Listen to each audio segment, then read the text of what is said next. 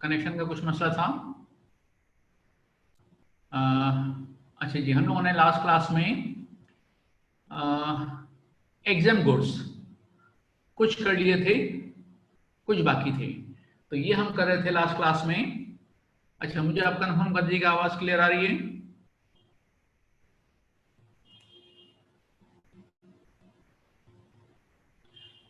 आवाज और screen sharing clear है? यस, ठीक है। देखिए, लास्ट क्लास में हम लोगों ने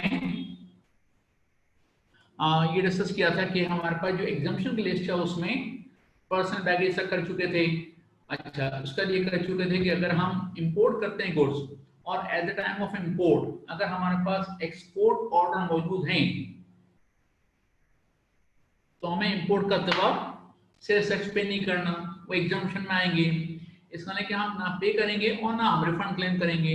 लेकिन ये उस वक्त होगा कि जब इंपोर्ट के वक्त हमारे पास एक्सपोर्ट ऑर्डर मौजूद हों, ठीक है ना। If we don't have any export order at time of import तो हम फिर क्या करेंगे कि सेल्स टैक्स पे करेंगे और बाद में रिफंड लेंगे। ओके, यहाँ तक हम लोगों ने कर लिया था। उसका फिर ये देखिएगा, रिप्लेसमेंट गुड्स देखिए कैसी है कि अगर आपने मिसाल के तौर पर मशीन इंपोर्ट की, उसको तो आपने सेल्स टैक्स पे कर दिया। अच्छा, अब होता है आमतौर पर वारंटी पीरियड कि जब आप इंस्टॉल करने गए तो कोई पार्ट उसका डिफेक्टिव निकला, तो आपने क्या किया, कंप्लेंट की और उन्होंने क्या किया कि रिप्लेसमेंट आपको भेज दी फ्री ऑफ कॉस्ट। तो ये इसके डॉक्यूमेंटेशन अलग से होती है। तो अगर इस तरह की कोई चीज है तो आप जो रिप्लेसमेंट गुड्स आपके पास आएंगे डिफेक्टिव गुड्स के अगेंस्ट, तो उस पर आपको सेल्स टैक्स पे नहीं करना है। ठीक है। उसके बाद फिर यहाँ पहले भी कर चुके हैं कि अगर आप एक्सपोर्ट कर रहे हैं और वही गुड्स अगर आप सब्सिक्वेंटली इंपोर्ट करते हैं विद इन 1 ईयर, तो फिर इंपोर्ट करते वक्त आपको सेल्स टैक्स पे नहीं करना। ठीक है। यहाँ पहले आपको याद है कर चुके थे कि एक्सपोर्ट करते वक्त आप रिफंड भी क्लेम नहीं करेंगे और सब्सिक्वेंट इंपोर्ट करते वक्त आपको सेल्स टैक्स भी पे नहीं करना पड़ेगा। उसके बाद है देखिए, गवर्नमेंट हॉस्पिटल्स और non profit education and research institution, जिसमें आईएसएमई भी आ जाएगा, आईकैप भी आ जाएगा और टीसीएफ द सिटीजन फाउंडेशन भी आ जाएगा। ओके, तो इसको अगर कोई डोनेट कराए या ये खुद इंपोर्ट करेंगे तो एग्जम्प्ट होगा, और इनको कोई चीज डोनेट की जाएगी। मिसाल के तौर पर मैं फर्नीचर मैन्युफैक्चरर हूँ, मैंने क्या किया कि गवर्नमेंट हॉस्पिटल को डोनेट कर दिया तो ये एग्जाम्प्ट है। तो इससे एक बात बड़ी क्लियर हो गई कि अगर हम किसी और को डोनेशन देंगे, ठीक है ना, और हमारी मैन्युफैक्चर प्रोडक्ट है, तो हमें उस पर सेल्स चार्ज करना होगा। जैसे मिसाल के तौर पर अगर मैं गवर्नमेंट हॉस्पिटल के अलावा किसी प्राइवेट हॉस्पिटल को या किसी प्राइवेट इदारे को जो कि इस कैटेगरी में नहीं आ रहा है, तो मुझे उस पर सेल्स चार्ज करना पड़ेगा।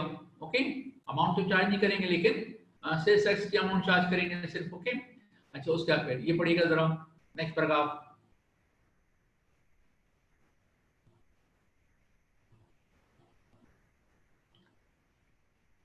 अच्छा, इसमें नंबर ऑफ बेड्स को छोड़ दें, नंबर ऑफ बेड्स तो ज्यादा होते ही होते हैं, ये कोई बड़ा मसला नहीं है। ठीक है। तो गवर्नमेंट हॉस्पिटल और जो टीचिंग हॉस्पिटल है जैसे डॉ मेडिकल कॉलेज हो गया, ओके, तो इनको अगर हम कोई चीज सप्लाई कर रहे हैं तो एग्जम्प्ट है। तो सुनेगा, अब गौर सुनेगा, ऊपर जो है कि डायरेक्टली वो इंपोर्ट करें तब भी एग्जम्प्ट होगा, और अगर हम डोनेट करें तब भी एग्जम्प्ट होगा। नीचे क्या आ रहा है, गवर्नमेंट हॉस्पिटल की बात की उन्होंने कि इसको हम जब कोई चीज सप्लाई करेंगे तो के इलेक्ट्रिक ने तो सेस से चार्ज करना है, गैस कंपनी से चार्ज करना है। लेकिन अगर मैं फर्नीचर मैन्युफैक्चर हूँ, मैंने नॉर्मल सेल किया है, तभी मेरे एग्जम्प्ट है। गवर्नमेंट हॉस्पिटल को नॉर्मल सेल करेंगे तब भी एग्जम्प्ट होगा। जबकि सुने, जो ऊपर है जिसमें इम्पोर्ट और डोनेशन की बात की है, अच्छा, इसमें दो हैं, नॉन प्रॉफिट एजुकेशन इंस्टीट्यूशन भी है और गवर्नमेंट हॉस्पिटल भी है। नीचे वाले पैराग्राफ में सिर्फ गवर्नमेंट हॉस्पिटल है। इसका मतलब क्या हुआ कि अगर मैं नॉन प्रॉफिट एजुकेशन इंस्टीट्यूशन को सेल करूंगा तो सेल से चार्ज करना पड़ेगा, गवर्नमेंट हॉस्पिटल को सेल करूंगा तो सेल से चार्ज नहीं करेंगे, और डोनेशन दूंगा दोनों में से किसी को भी तो सेल से एग्जम्प्ट होगा। ओके।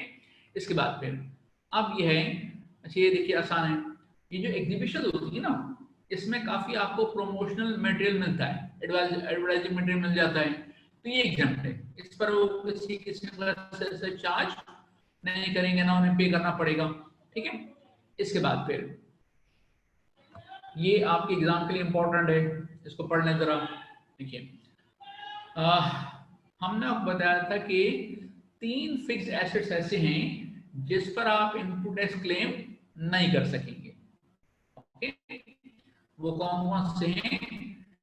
कार यानी कि व्हीकल्स, फिर आपके पास है फर्नीचर और उसके बाद ऑफिस इक्विपमेंट। तो ये वो चीजें हैं कि जब आप परचेस करोगे और ये आपके लिए स्टॉक एंड ट्रेड नहीं है, ठीक है ना, जिसके लिए स्टॉक एंड ट्रेड है वो तो से चार्ज भी करेगा और इनपुट भी सब कुछ होगा उसका। लेकिन अगर आपके पास ये फिक्स्ड एसेट्स हैं, डेप्रिशिएबल एसेट हैं, तो इस सूरत में क्या होगा कि ना आप इनपुट क्लेम करोगे और अगर बाद में कभी सेल करना पड़ा तो उस पैसे से चार्ज भी नहीं करोगे। जबकि उस मुकाबले में अगर हम मशीनरी की बात करते हैं तो मशीनरी जब परचेस करोगे इनपुट क्लेम करोगे, और जब मशीनरी आगे सेल करोगे तो सेल भी चार्ज करोगे। ओके, अच्छा ना, उसके बाद तो ये हमारे जैसे एक एग्जाम में क्वेश्चन आया कि एक बैंक है, उसके जो स्टाफ की व्हीकल्स हैं उसको रीसेल करना चाहता है, तो उसकी सेल्स इम्प्लीकेशन क्या होगी? उसके पार्ट पर एग्जाम है, वो कोई सेल्स चार्ज नहीं करेगा। ओके, इसके बाद फिर स्पेसिफाइड गुड्स जिसमें एनर्जी सेवर लैंप्स एग्जाम्पल है, सारी लिस्ट आपको याद करने की जरूरत नहीं है, और खासतौर पर सीरियल नंबर ये तो आप याद बिल्कुल भी नहीं करेंगे। लेकिन आप फिर है pharmaceutical raw material and finish goods with few exceptions.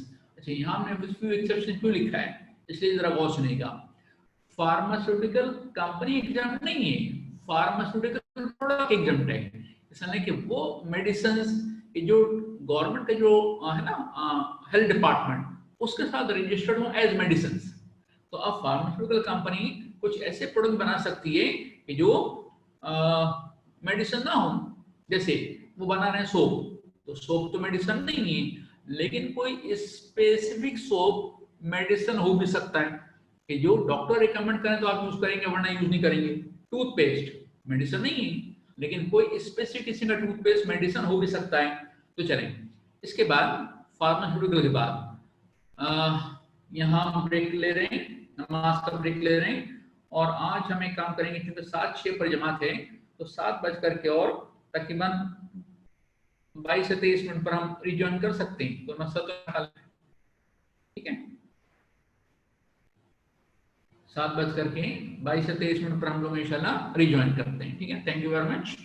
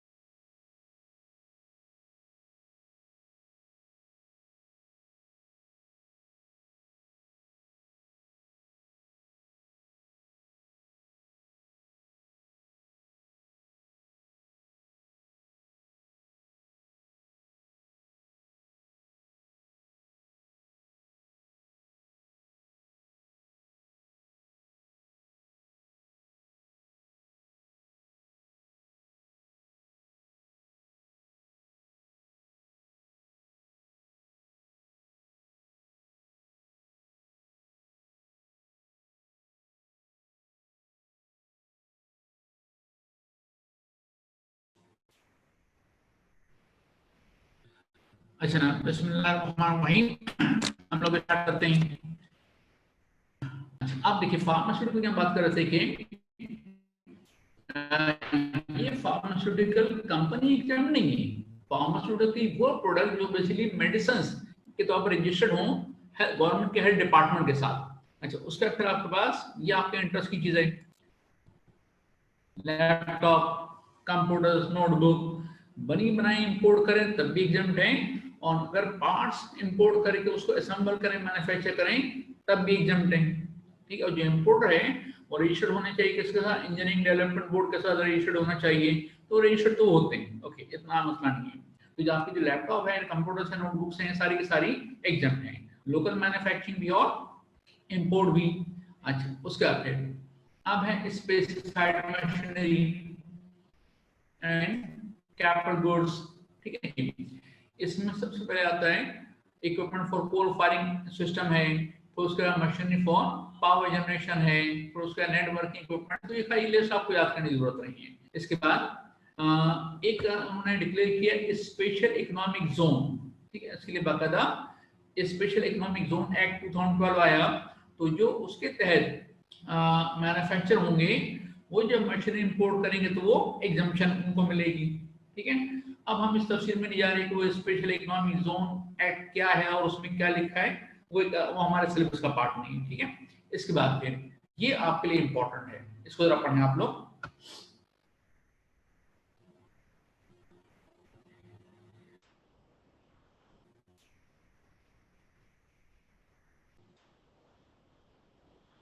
अच्छा, आई एम श्योर कि आपको कुछ समझ में नहीं आया हुआ पढ़ने के बाद, कुछ ना गौर से। बात ये है कि इससे पहले का अगर मैं कंसेप्ट बताऊं, ये हम देख चुके हैं कि अगर मैं फ्रिज का मैन्युफैक्चरर हूं और एक फ्रिज हम अपने घर ले जाएंगे तो वो हमारे लिए टैक्सेबल सप्लाई होगी। ओके, अगर मैं फ्रिज का होलसेलर हूँ, डिस्ट्रीब्यूटर हूँ, तो फिर ये सप्लाई की डेफिनेशन में नहीं आएगा। बात हो रही किसकी, जो गुड्स उन्होंने प्रोड्यूस की उसकी। अच्छा, फिर एक और चीज है, हम किसी को गिफ्ट में दे रहे हैं अपने मैन्युफैक्चर्ड प्रोडक्ट, वो भी टैक्सेबल सप्लाई की डेफिनेशन में आता है। अच्छा, यहाँ एक जिक्र क्या हो रहा है सुने गौर से, वो ये है कि अगर हम रॉ मटेरियल परचेज करें और उसे इन हाउस यूज करें अपनी फिनिश गुड्स की मैन्युफैक्चरिंग में, तो बेसिकली ये पैराग्राफ उसके लिए नहीं है। असल चीज क्या होती है कि क्या ऐसा हो सकता है कि अपना रॉ मटेरियल भी हम खुद ही मैन्युफैक्चर कर लें, हो सकता है ना कि हम रॉ मटेरियल भी खुद ही मैन्युफैक्चर करें और उसको अपने ही फिनिश गुड्स में इस्तेमाल कर लें, उसे हम कहते हैं इन हाउस को, इन हाउस कंजम्पशन। जनरली तो इन हाउस कंजम्पशन वो भी कहलाता है कि हमने किसी और से रॉ मटेरियल परचेज किया और खुद इस्तेमाल किया। ठीक है, ओके, लेकिन यहाँ जो जिक्र हो रहा है किसका, जैसे मैं आपको मिसाल देता हूँ, कार। अच्छा, कार में बहुत सारे कंपोनेंट्स होते हैं, हम सिर्फ एक की बात कर लेते हैं, जैसे व्हील्स। ठीक है, ओके, अच्छा, अब कार में कितने व्हील्स होते हैं, 5। ठीक है, एक्स्ट्रा व्हील भी होता है।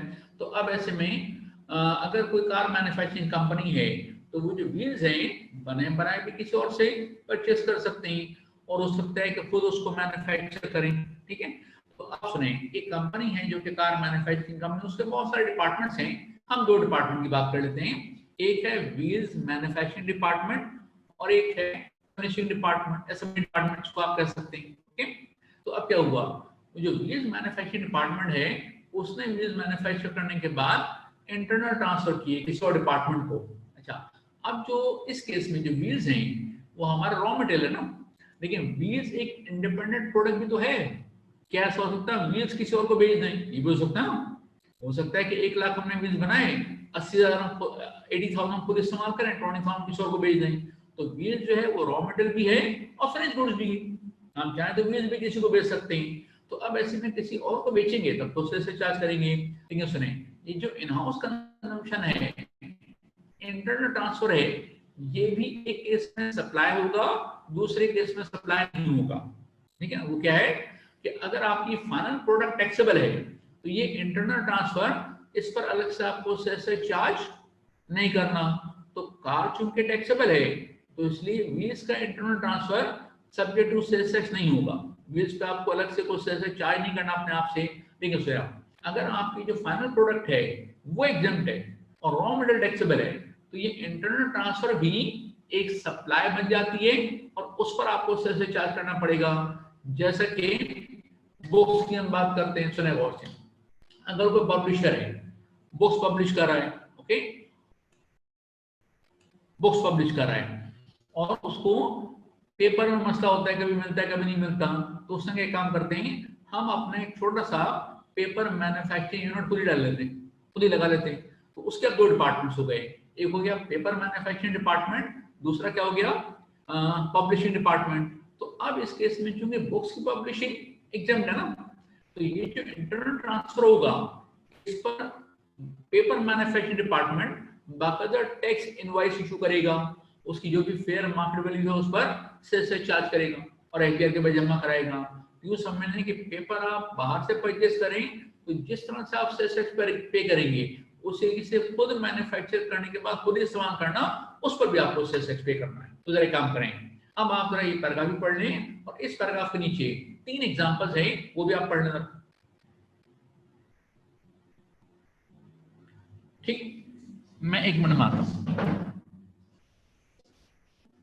आप ये पैराग्राफ के बाद नीचे 3 एग्जांपल पढ़ लीजिएगा। हाँ,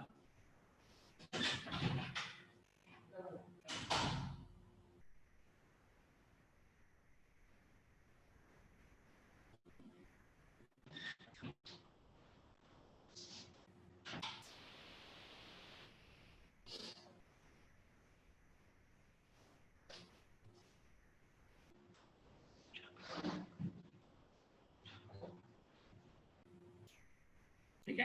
चलिए ये हम 3 एग्जांपल्स ये वाली बात कर रहे हैं।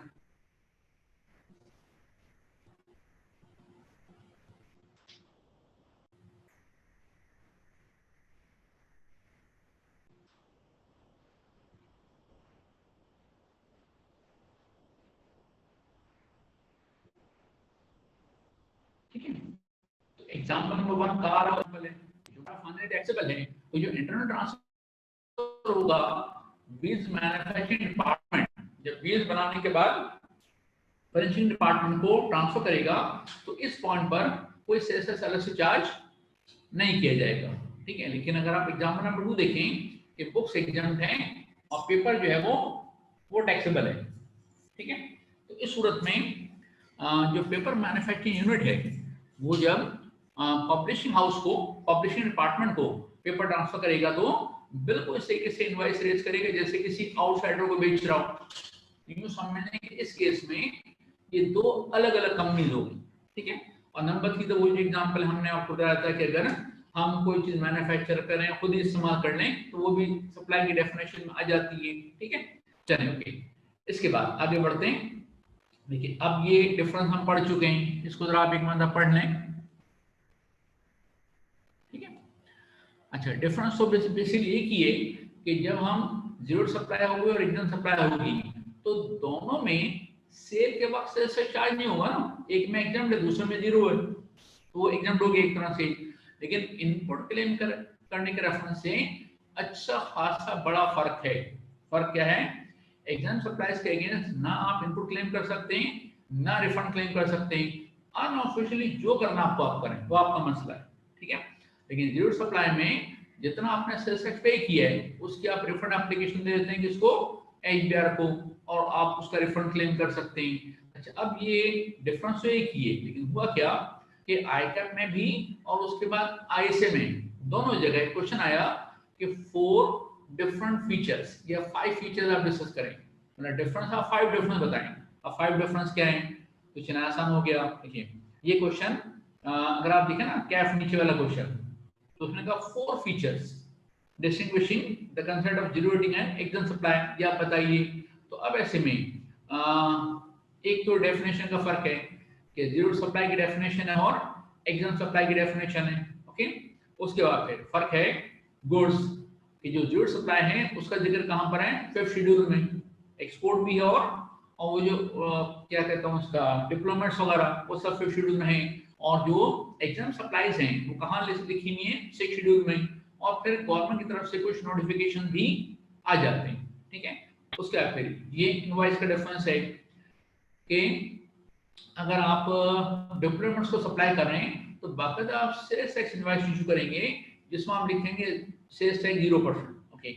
और एग्जाम सप्लाई में आपको टैक्स इनवॉइस इशू नहीं करनी, आप अपने तौर पे जो सेल्स इनवॉइस इशू करनी वो आप कर सकते हैं। तो ये डिफरेंस हम पढ़ चुके हैं, इसको आप एक मतलब और गुड कर लें।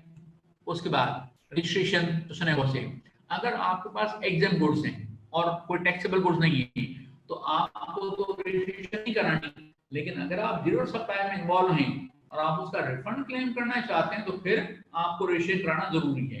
रिफंड आप बगैर रजिस्ट्रेशन कराए क्लेम नहीं कर सकेंगे। अच्छा, अब एक और चीज सुनिएगा, अगर कोई शख्स सिर्फ जीरो की सप्लाई कराए तो वो हो सकता है रजिस्ट्रेशन ना कराए। इसलिए देखिए, अगर आप एक्सपोर्ट कर रहे हैं तो आप रिफंड क्लेम करोगे ना, लेकिन अगर आप एक्सपोर्ट करने के लिए परचेस करें अनरजिस्टर्ड से तो आप इनपुट तो वैसे भी नहीं क्लेम कर सकते, तो फिर रजिस्ट्रेशन ना कराएं, इट्स ओके। ठीक है, इसके बाद तो ये 5 डिफरेंसेस हो गए। ओके, और अगर कभी देखिए ये क्वेश्चन कितना था, ये क्वेश्चन था कैफ का 4 मार्क्स का, अगर आप 5 डिफरेंस लिख देंगे आपको 4 में से कितने मिलेंगे, 5 मार्क्स मिल जाएंगे। ठीक है, ओके। इसके बाद अब ये 2.10 हम पूरा कवर कर चुके हैं सिवाय एक्स्ट्रा टैक्स के। 2.10 हम पूरा कवर कर चुके हैं सिवाय एक्स्ट्रा टैक्स के। तो अब हम एक्स्ट्रा टैक्स को डिस्कस कर लेते हैं। आपको ये बात समझते हैं कि अगर हर चीज जो हम कर चुके हैं रिवाइज करना शुरू कर दिया तो फिर तो आपका सिलेबस चलता रहेगा। ओके, वो तो कभी खत्म नहीं होगा। तो चलें, ये एग्जांपल आपको याद होगा, आपने कॉपी कर ली थी। ठीक है ना। ओके, उसके बाद ये पूरा हम डिस्कशन कर चुके हैं, ये सब कुछ डिस्कशन हो चुका है। याद होगा आपने चार्ट बनाया था कि ये 3 जो है इंपोर्ट्स, पब्लिक ऑक्शन और ड्यूटी बिल, ये है पेमेंट बेसिस पर, लेकिन इसके अलावा बाकी जितनी चीजें वो सारी एक्रूड बेसिस पर हैं। ओके, इसके बाद फिर ये हम पैराग्राफ कर चुके हैं। ठीक है, इसके बाद फिर ये सारे पैराग्राफ हम कर चुके हैं सिवाय एक्स्ट्रा टैक्स के। ठीक है ना, तो एक्स्ट्रा टैक्स उधर आ जाइए 2.10 का पैरा नंबर 9। अच्छा ना, इसका कंसेप्ट सुनिएगा। देखिए, नॉर्मल सेल्स का रेट कितना है, 17%। लॉ में लिखा हुआ है कि एफबीआर यानी कि जो फेडरल गवर्नमेंट है वो ये कह सकती है कि आप कुछ गुड्स के ऊपर हमें जरा ज्यादा सेल्स रिकवर करके दें। देखिए, एक तो होता है कि पेट्रोलियम प्रोडक्ट पे वैसे भी रेट ज्यादा है, तो लेकिन वो तो क्या है कि साहब नॉर्मल सेल्स रेट 17 की जगह 25% होगा, लेकिन यहाँ होने का साहब नॉर्मल सेल्स टैक्स कितना है, 17% है, और कुछ केसेस में आप एक्स्ट्रा टैक्स चार्ज करेंगे, हर केस में नहीं। ठीक है, तो आप एक्स्ट्रा टैक्स किस केस में चार्ज करेंगे आप, तो उसको जरा पढ़ लेते हैं। अच्छा, एक्स्ट्रा टैक्स का मैक्सिमम रेट 17% होगा, तो 17 + 17, लेकिन 17% उन्होंने कभी अप्लाई नहीं किया। ठीक है ना, आज से कुछ अर्से पहले फर्नेस ऑयल पर 1% फर्दर एक्स्ट्रा टैक्स वो चार्ज कराया करते थे। ओके, उसके बाद फिर जो इलेक्ट्रॉनिक प्रोडक्ट्स हैं उस पर 2% होता था, वो सब कुछ खत्म हो गया। अब सिर्फ एक चीज है जिस पर एक्स्ट्रा टैक्स चार्ज किया जाएगा, वो कौन सा है, इसको पढ़ते हैं जरा। Extra tax is levied as rate of 5% on supplies of electric power and natural gas to unregistered person or to the person not included in active tax payer list। ये मैं आपको अभी एक्सप्लेन करता हूँ कि ये एक्टिव टैक्स पे list क्या है, उसके क्या इफेक्ट्स होते हैं और उसका क्या आप एडीएल से बाहर कैसे जाएंगे। देखिए, हैविंग इंडस्ट्रियल और commercial connection and whose bill in any month exceeds 15,000। तो अगर आपके पास कोई इंडस्ट्रियल कनेक्शन है या कमर्शियल कनेक्शन है तो ये एक्स्ट्रा टैक्स डोमेस्टिक कनेक्शन के ऊपर नहीं है, एग्रीकल्चर कनेक्शन के ऊपर नहीं। ठीक है, तो अगर आपके पास कोई इंडस्ट्रियल कनेक्शन है या कमर्शियल कनेक्शन है और आपका मंथली बिल कितना होना चाहिए, 15,000 से ज्यादा, तो आजकल तो घरों का बिल जो है वो 15,000 से ज्यादा ही जाता है। ठीक है, बहरहाल, तो अगर आप अनरजिस्टर्ड पर्सन हैं तो वो नॉर्मल से चार्ज करेंगे कितना, 5% और सॉरी 17%, और चूंकि आप अनरजिस्टर्ड हैं तो फर्दर टैक्स भी 3% होगा, और चूंकि आप अनरजिस्टर्ड हैं तो ये 5% भी होगा। ओके, अच्छा, अब ये जो एक्स्ट्रा टैक्स है ये सीएनजी स्टेशन वगैरह पे नहीं है या गवर्नमेंट को सप्लाई करें उस पर नहीं है, ये तो जरा छोड़ दे। देखिए, ओके, अब उसके बाद हम एक काम करते हैं कि यहीं पर हम जरा एक्टिव टैक्स पे लिस्ट का कंसेप्ट डिस्कस कर लेते हैं ताकि ये पता को समझ में आ सके कि यहाँ जो लिखा उन्होंने कि आप एडीएल में शामिल नहीं होंगे तो उसका मतलब क्या होता है, बल्कि शायद if I am not wrong तो मुझे जरा कंफर्म कीजिएगा कि एडीएल का कंसेप्ट हम लोग डिस्कस कर चुके हैं क्या। मुझे आप मुझे कंफर्म करेगा कि क्या हमने एडीएल का कंसेप्ट डिस्कस कर लिया था, एक्टिव टेक्स्ट पे लिस्ट।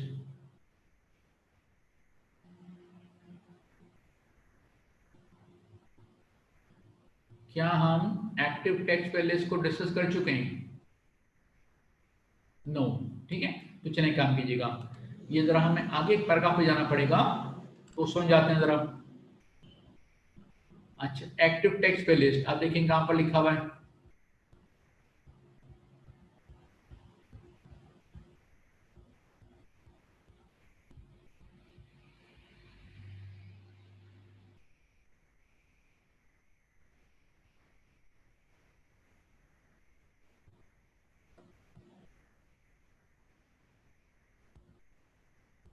एक्टिव टेक्स्ट पे list, just a minute,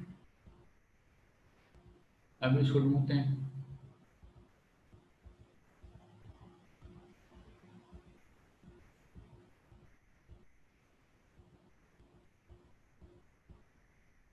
okay 4.6, para number 4.6।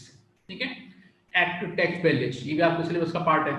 देखिए इसके रेफरेंसेस क्या क्या हैं। पहली बात तो ये, जो इनकम टैक्स ऑर्डिनेंस में एक उन्होंने पावर दिया एफबीआर को कि वो एक लिस्ट बना सकते हैं, एक्टिव टैक्स पे लिस्ट। तो जितने भी टैक्स पेयर हैं वो इनिशियली सब के सब एक्टिव टैक्स पे लिस्ट में आ गए थे। फिर उसका क्या हुआ कि जिन लोगों ने रिटर्न फाइल नहीं किया, ठीक है, किसी एक साल में इनकम टैक्स का, वो एटीएल से बाहर निकल गए। ठीक है, ओके। तो अब इसमें देखिए, for the purpose of filer, तो पहले उसे फाइलर कहते थे, अब उसको कहते हैं इनएक्टिव या एक्टिव टेक्स्ट पे लिस्ट। एफबीआई शैल पब्लिश एक्टिव टेक्स्ट पे लिस्ट ऑन द वेबसाइट। अच्छा, अब ये हर संडे को होने का वेबसाइट पे उसको अपडेट करेंगे। अब आई डोंट नो वो अपडेट हो रही नहीं हो रही, लेकिन रूल में लिखा हुआ है इनकम टैक्स रूल में कि ये एवरी संडे आप उसको अपडेट करेंगे। अच्छा अब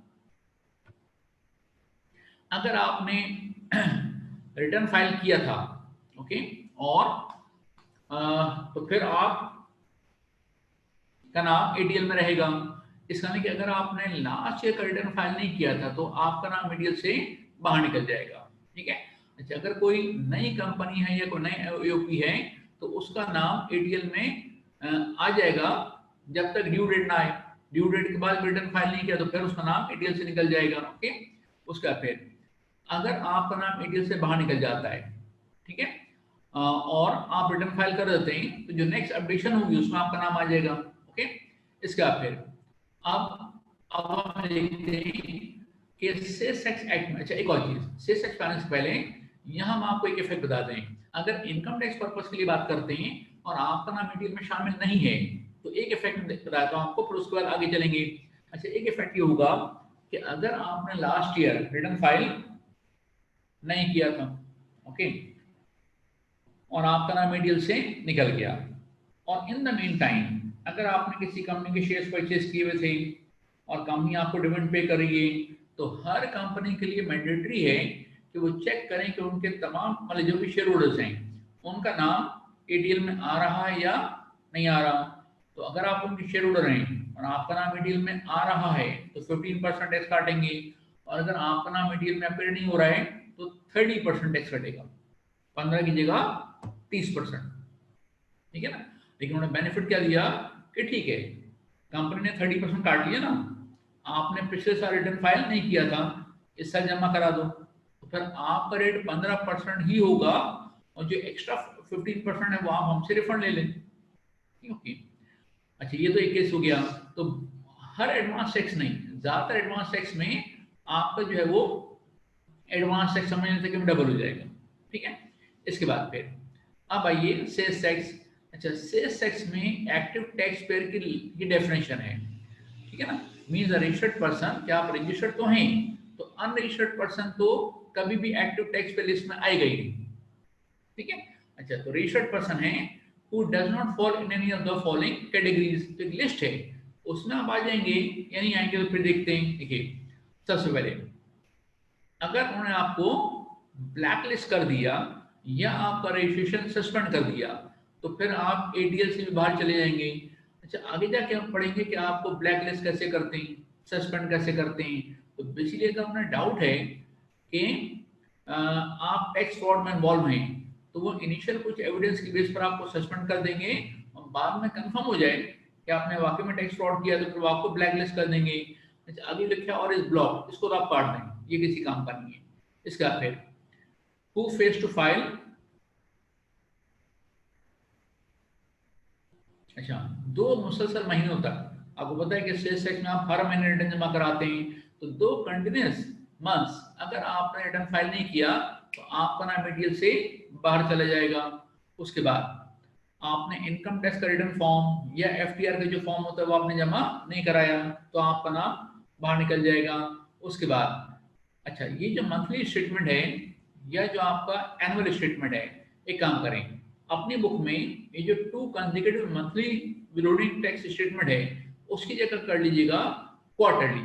यानी कि पहले विथहोल्डिंग का स्टेटमेंट जो होता है इनकम टैक्स में, वो मंथली बेस पे जमा होता था, अब उसको उन्होंने कर दिया क्वार्टरली। ठीक है, तो उसको आप कर दीजिएगा quarterly monthly withholding tax, sorry quarterly withholding tax statement. 2 consecutive monthly को क्रॉस करके उसी का क्या कर देंगे आप, क्वार्टरली। ओके। अच्छा, तो अब ऐसे में अगर आपका नाम एटीएल से बाहर निकल जाता है, तो उसका इफेक्ट क्या होगा? देखिए, a non active tax payer shall not be entitled to file good declaration for import और एक्सपोर्ट। यानी अगर आपका नाम एटीएल से बाहर निकल जाता है, तो ना आप इंपोर्ट कर सकेंगे, ना आप एक्सपोर्ट कर सकोगे, ना इंपोर्ट कर सकोगे, ना एक्सपोर्ट कर सकोगे।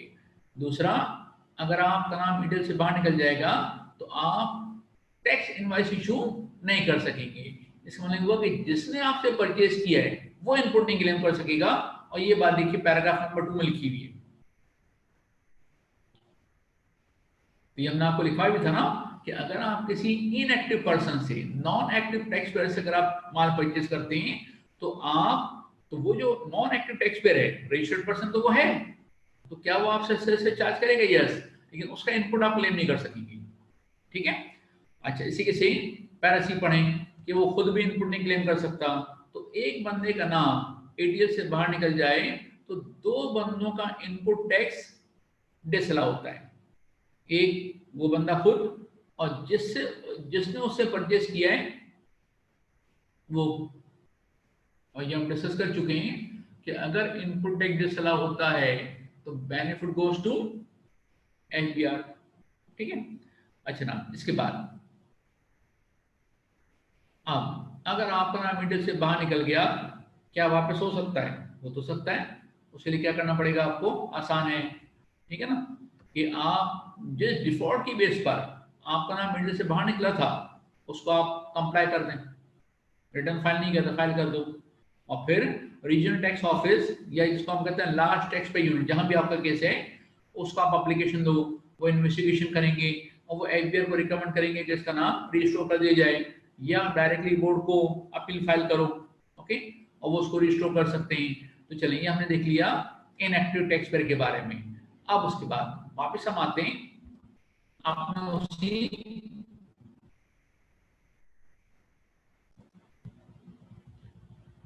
एक्स्ट्रा टैक्स, तो पैराग्राफ निकालें 2.10। ठीक है। अच्छा ना, तो ये अब केस हो गया। देखिए, ओके, अब सुने गौर से, ये जो एक्स्ट्रा टैक्स है, इसमें अगर आप अनरजिस्टर्ड हैं, तो आप जो के इलेक्ट्रिक है, वो आपसे 5 अपना 17% सेस भी चार्ज करेंगे, 3% फर्दर टैक्स भी चार्ज करेंगे, और 5% एक्स्ट्रा टैक्स भी चार्ज करेंगे। अच्छा, अगर आप एक्टिव टैक्स पेयर हैं और रजिस्टर्ड भी, तो फिर 17% होगा बस। ठीक है। लेकिन अगर आप रजिस्टर्ड हैं लेकिन इनएक्टिव हैं, तो फिर वो 17% भी चार्ज करेंगे और 5% भी चार्ज करेंगे। उस केस में फर्दर टैक्स नहीं होगा। तो चलिए काम करते हैं, एक चार्ट बना लिया जाए।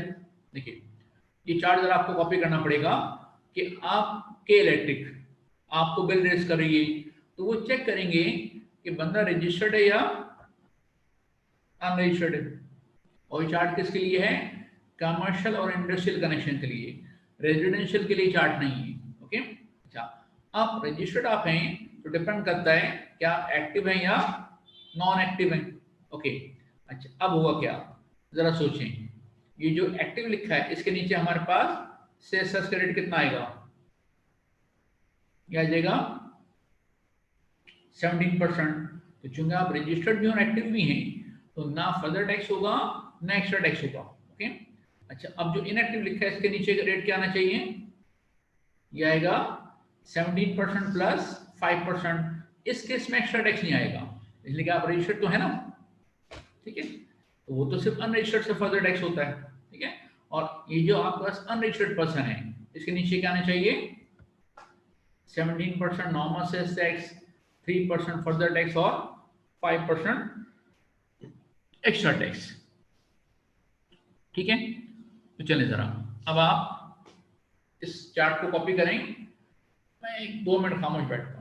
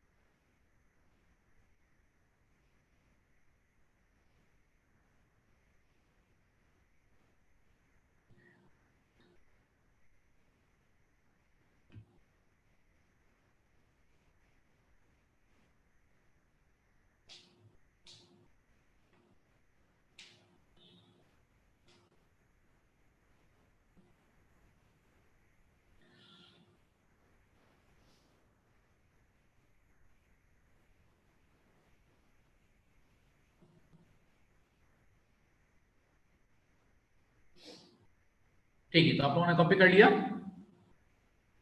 यस।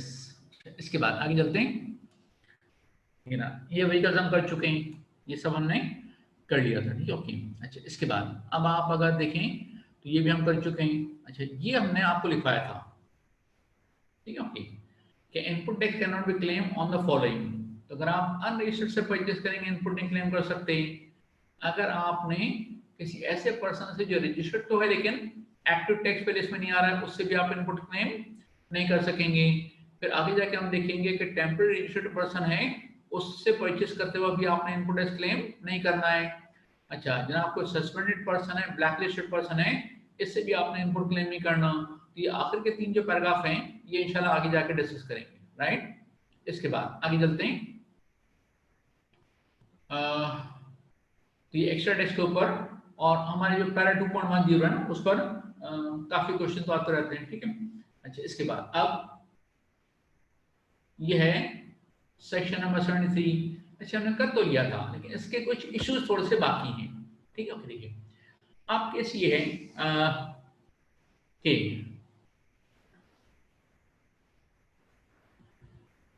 अगर आप हैं मिस्टर सी हमारे एग्जांपल में और आपने बी से परचेज किया है, तो अगर परचेज की जो ट्रांजैक्शन है उसकी वैल्यू 40,000 या उससे कम है तब तो आप कैश पेमेंट कर सकते हैं, या आप जब यूटिलिटी बिल पेमेंट करेंगे वो आप कैश पेमेंट कर सकते हैं। देखिए मिसाल के तौर पर आपने 8 लाख रुपए का माल परचेज किया मिस्टर बी से, तो आपको पेमेंट करनी है थ्रू बैंकिंग चैनल, ठीक है ना। या अगर आप पेमेंट ना करें अभी तब भी इनपुट क्लेम कर लें लेकिन उसके बाद आपको 180 डेज तक पेमेंट करनी है, ठीक है ना। अच्छा अगर आपने 180 डेज तक पेमेंट नहीं की तो रिवर्स हो जाएगा, ये हम डिस्कस कर चुके हैं। या आपने इसी महीने पेमेंट कर दी और कैश में कर दी तो आप इनपुट क्लेम नहीं कर पाएंगे। अच्छा अब उसके बाद गौर से सुनिएगा, ये जो 180 डेज हैं क्या इसमें कमिश्नर आपको एक्सटेंशन दे सकता है, दे सकता है, लेकिन एग्जाम पर्पस के लिए हम एक्सटेंशन को कंसिडर नहीं करते, ठीक है ना। ओके अच्छा अब आई कैप में क्वेश्चन आया तो क्या तो सुने, उन्होंने कहा जी 22 जनवरी की इनवाइस है, 22 जनवरी को हमने इनपुट क्लेम कर लिया था जनवरी के महीने में, और हमने उसकी पेमेंट कर दी है 31 अगस्त, बल्कि सॉरी 31 जुलाई। हमने 31 जुलाई को पेमेंट कर दी है, लेकिन जब आपने जुलाई के महीने में देखा कि 22 या 23 जुलाई तक तो 180 डेज लैप्स हो गए, तो पेमेंट करने के बावजूद भी आपको इनपुट टैक्स रिवर्स करना पड़ेगा, इसलिए कि आपने पेमेंट कब की है, आफ्टर 180 डेज।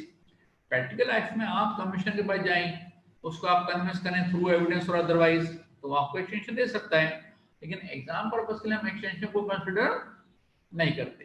ओके, उसका फिर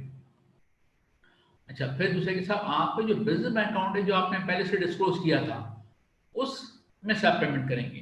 तो अगर आपने अपने किसी पर्सनल बैंक अकाउंट, अगर आप इंडिविजुअल हैं, आपका बिजनेस बैंक अकाउंट भी होता है और आपका पर्सनल बैंक अकाउंट भी होता है, तो अगर आपने किसी पर्सनल बैंक अकाउंट से पेमेंट कर दी तो उसका रिवर्सल मतलब उसके इनपुट टैक्स आप क्लेम नहीं कर सकेंगे। ठीक है, अच्छा उसके बाद फिर अगर ये कंडीशन फुलफिल ना हो तो आप इनपुट टैक्स क्लेम नहीं कर सकेंगे, और 180 डेज लैप्स हो गए और फिर बाद में पेमेंट की तो फिर उसका रिवर्सल होगा, ये हम डिस्कशन कर लिया था। अच्छा उसके बाद ये तो डेफिनेशन है बिजनेस बैंक अकाउंट की। हाँ, अब इसमें कुछ स्पेसिफिक इश्यूज थे वो हमने डिस्कशन नहीं किए थे।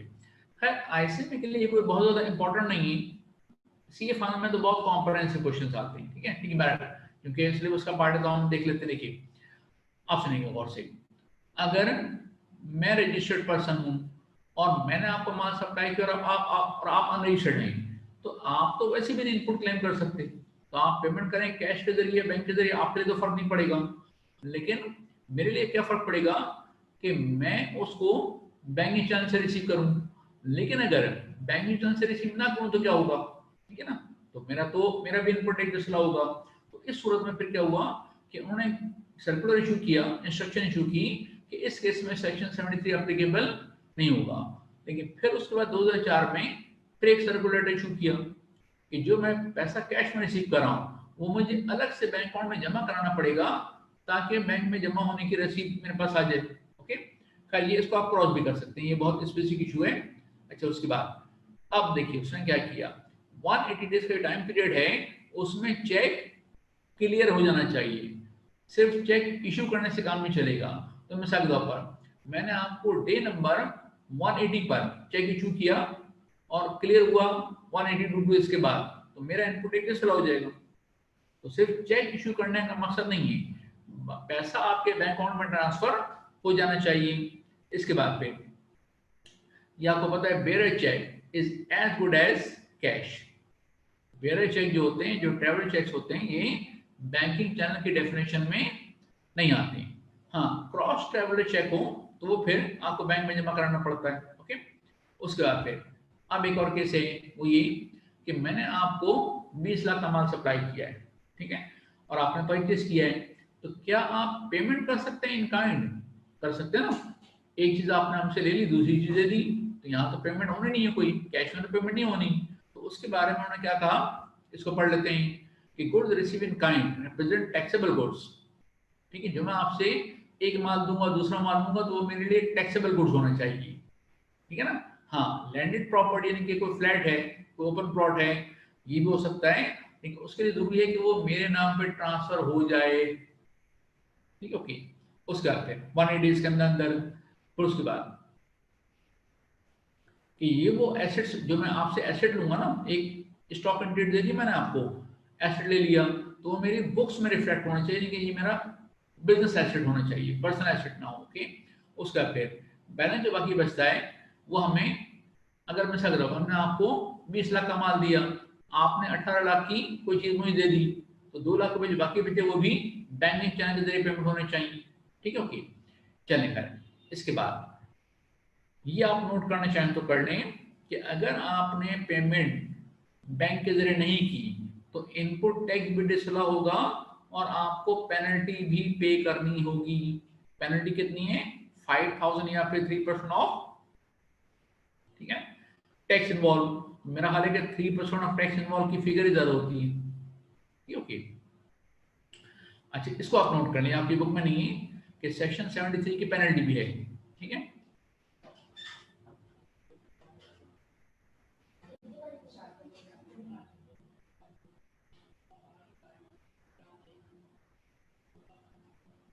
इसको आप जरा कॉपी कर लें।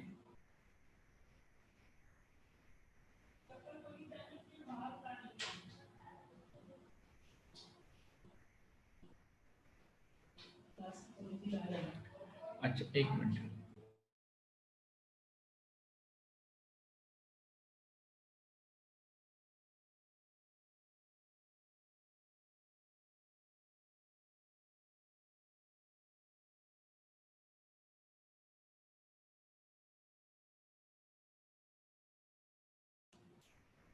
ठीक है, हो गया, कॉपी कर लिया आपने।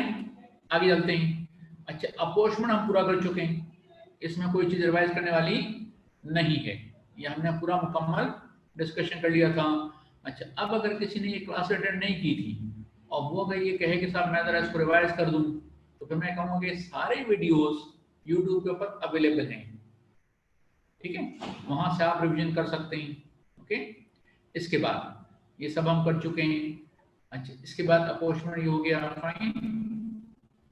अच्छा, थर्ड शेड्यूल हमने पूरा मुकम्मल कर लिया था। ओके, अच्छा, थर्ड शेड्यूल। अच्छा, इसमें देखिए एक चीज पता क्या है, पहले एग्जाम मतलब आज से 2 साल पुरानी बात है, थर्ड शेड्यूल का कंसेप्ट अप्लीकेबल था सिर्फ मैन्युफैक्चर के लिए। अब ये मैन्युफैक्चर के लिए भी है और कमर्शियल इंपोर्टर के लिए भी है, जो कि बड़ा एक मसला बना हुआ है। लेकिन अगर कमर्शियल इंपोर्ट करता है, देखो ना वो होता क्या है, अगर जूस है लोकल मैन्युफैक्चर, तो जूस के पैकेट पर वो रिटेल प्राइस और पाकिस्तान में जो सेल्स टैक्स पेबल है वो लिख देते हैं। जब इंपोर्ट करते हैं तो उस पर तो रिटेल प्राइस पाकिस्तान की लिखी नहीं होगी ना। तो उन्होंने कहा ठीक है आप डिक्लेयर करें, फिर कस्टम डिपार्टमेंट उसको एसेस करेगा कि वाकई में आपने से डिक्लेयर किए नहीं किए, तो रिटेल प्राइस पर ही वो आपसे सेल्स टैक्स ले लेंगे और वही सेल्स आगे चलता रहेगा एंड यूजर तक। ओके, तो ये बड़ा डिबेटेबल इशू बना हुआ है इन प्रैक्टिकल लाइफ, ठीक है। ओके, ये सारे आइटम हम डिस्कस कर चुके हैं। अच्छा, सारे आइटम आप याद ना करें तो थोड़ा बहुत याद करके लिखना काफी है। ओके, इसके बाद डेबिट और क्रेडिट नोट, ये हमने पूरा डिस्कशन नहीं किया था, कुछ बाकी था। ओके, देखिए ना, केस क्या है, अगर मैंने आपको माल सप्लाई किया और जनवरी में, तो मैंने आपसे आउटपुट चार्ज किया और शो किया, आपने आउटपुट में ऐड किया उसको, आपने जनवरी में उसका इनपुट क्लेम किया, तो अब अगर माल वापस आ जाता है, ठीक है ना, तो हम क्या करेंगे, डेबिट नोट या क्रेडिट नोट बनाएंगे और दोनों रिवर्सल करेंगे। दोनों रजिस्टर्ड पर्सन है, दोनों रिवर्सल करेंगे। अच्छा, रिवर्सल आसान है, मैंने जनवरी में आउटपुट शो किया था, तो मार्च के महीने में वापस आया, तो मार्च के आउटपुट में से उसको माइनस कर लेंगे। आपने उसको जनवरी में इनपुट शो किया था, माल वापस कर दिया, तो मार्च के इनपुट में से उसको आप माइनस कर लें, ठीक है ना। और ये जो है 180 डेज के अंदर आपको करना है, ठीक है। ओके, अच्छा, अब एक काम करते हैं, ये कि ये मैं कल का बाद में पढ़ूंगा, ठीक है। देखिए एक काम करते हैं, एग्जाम्पल जरा एक मतलब और गो थ्रू कर लें, क्योंकि इसमें जरा चीजें रिकॉल करेंगे तो फिर हम इसके स्पेसिफिक इश्यूज की बात कर सकेंगे। एग्जाम्पल जरा आप लोग पढ़ लें, मैं 1-2 मिनट फॉर्म में बैठता हूँ।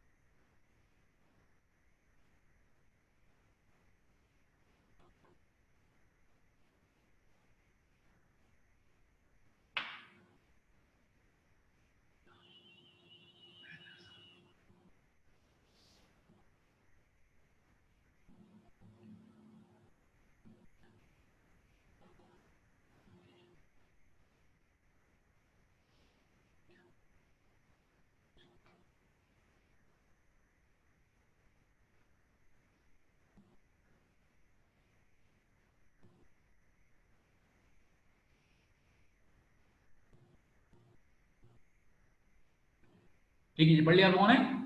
अच्छा देखिए अब उसके बाद ये तो आपको याद करना है कि इसके डेबिट नोट के कंटेंट्स क्या होंगे और क्रेडिट नोट के कंटेंट्स क्या होंगे, ठीक है, ओके। अच्छा ना, उसके बाद अब असल चीज ये है, देखिए आपको याद होगा ये दो पैराग्राफ आपने लिख लिए थे, ये दो लाइन आप लिख चुके हैं ना। देखिए हुआ क्या, और मैंने आपसे कहा था कि लिखने के बाद नीचे जगह छोड़ दीजिएगा, ठीक है। देखिए debit note for purchase return, लेकिन जो नोट बनता है ना, ये बनता है पार्टी के रेफरेंस से। जब आपने परचेज किया था तो आपने परचेज को डेबिट किया था, और जिस आपने परचेज किया उस पार्टी को आपने क्रेडिट किया था, ठीक है ना।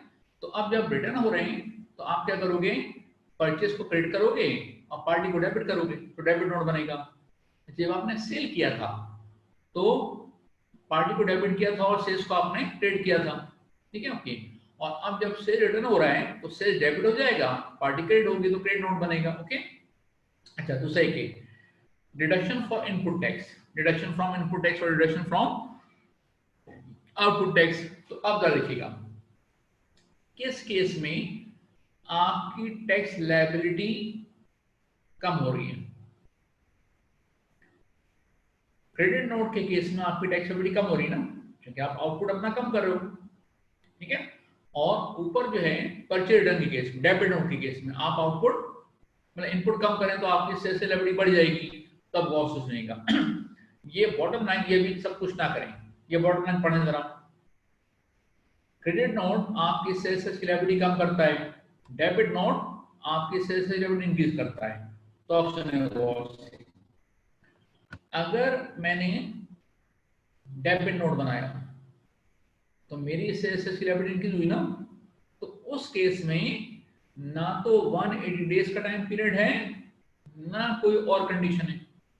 लेकिन अगर मैंने बनाया क्रेडिट नोट जिससे मेरी सेल्स की लायबिलिटी कम हो रही है, तो उसमें फिर टाइम लिमिट है 180 डेज का।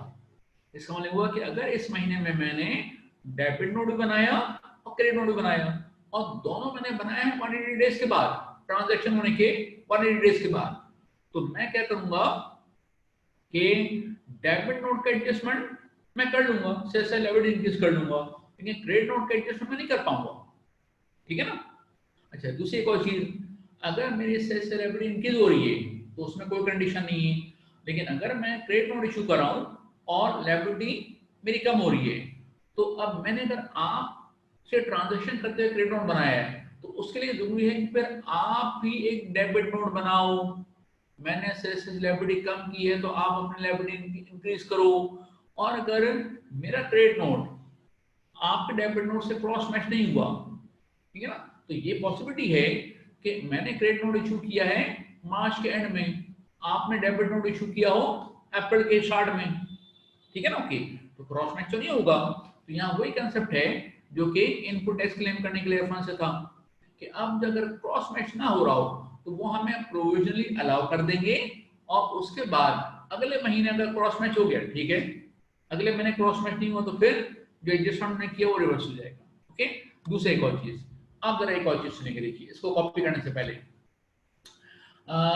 डेबिट नोट जो क्रेडिट नोट बनता है वो माल वापस आ जाए उस वक्त बनता है, और ये भी तो हो सकता है कि जब आपने कहा माल वापस कर रहे हैं, तो मैंने आपसे कभी क्यों माल वापस कर रहे हैं, तो आपने कहा जी क्वालिटी अच्छी नहीं आई इस दफा, तो हमने कहा एक काम करते हैं मेरा बंदा आएगा चेक करेगा, ठीक है।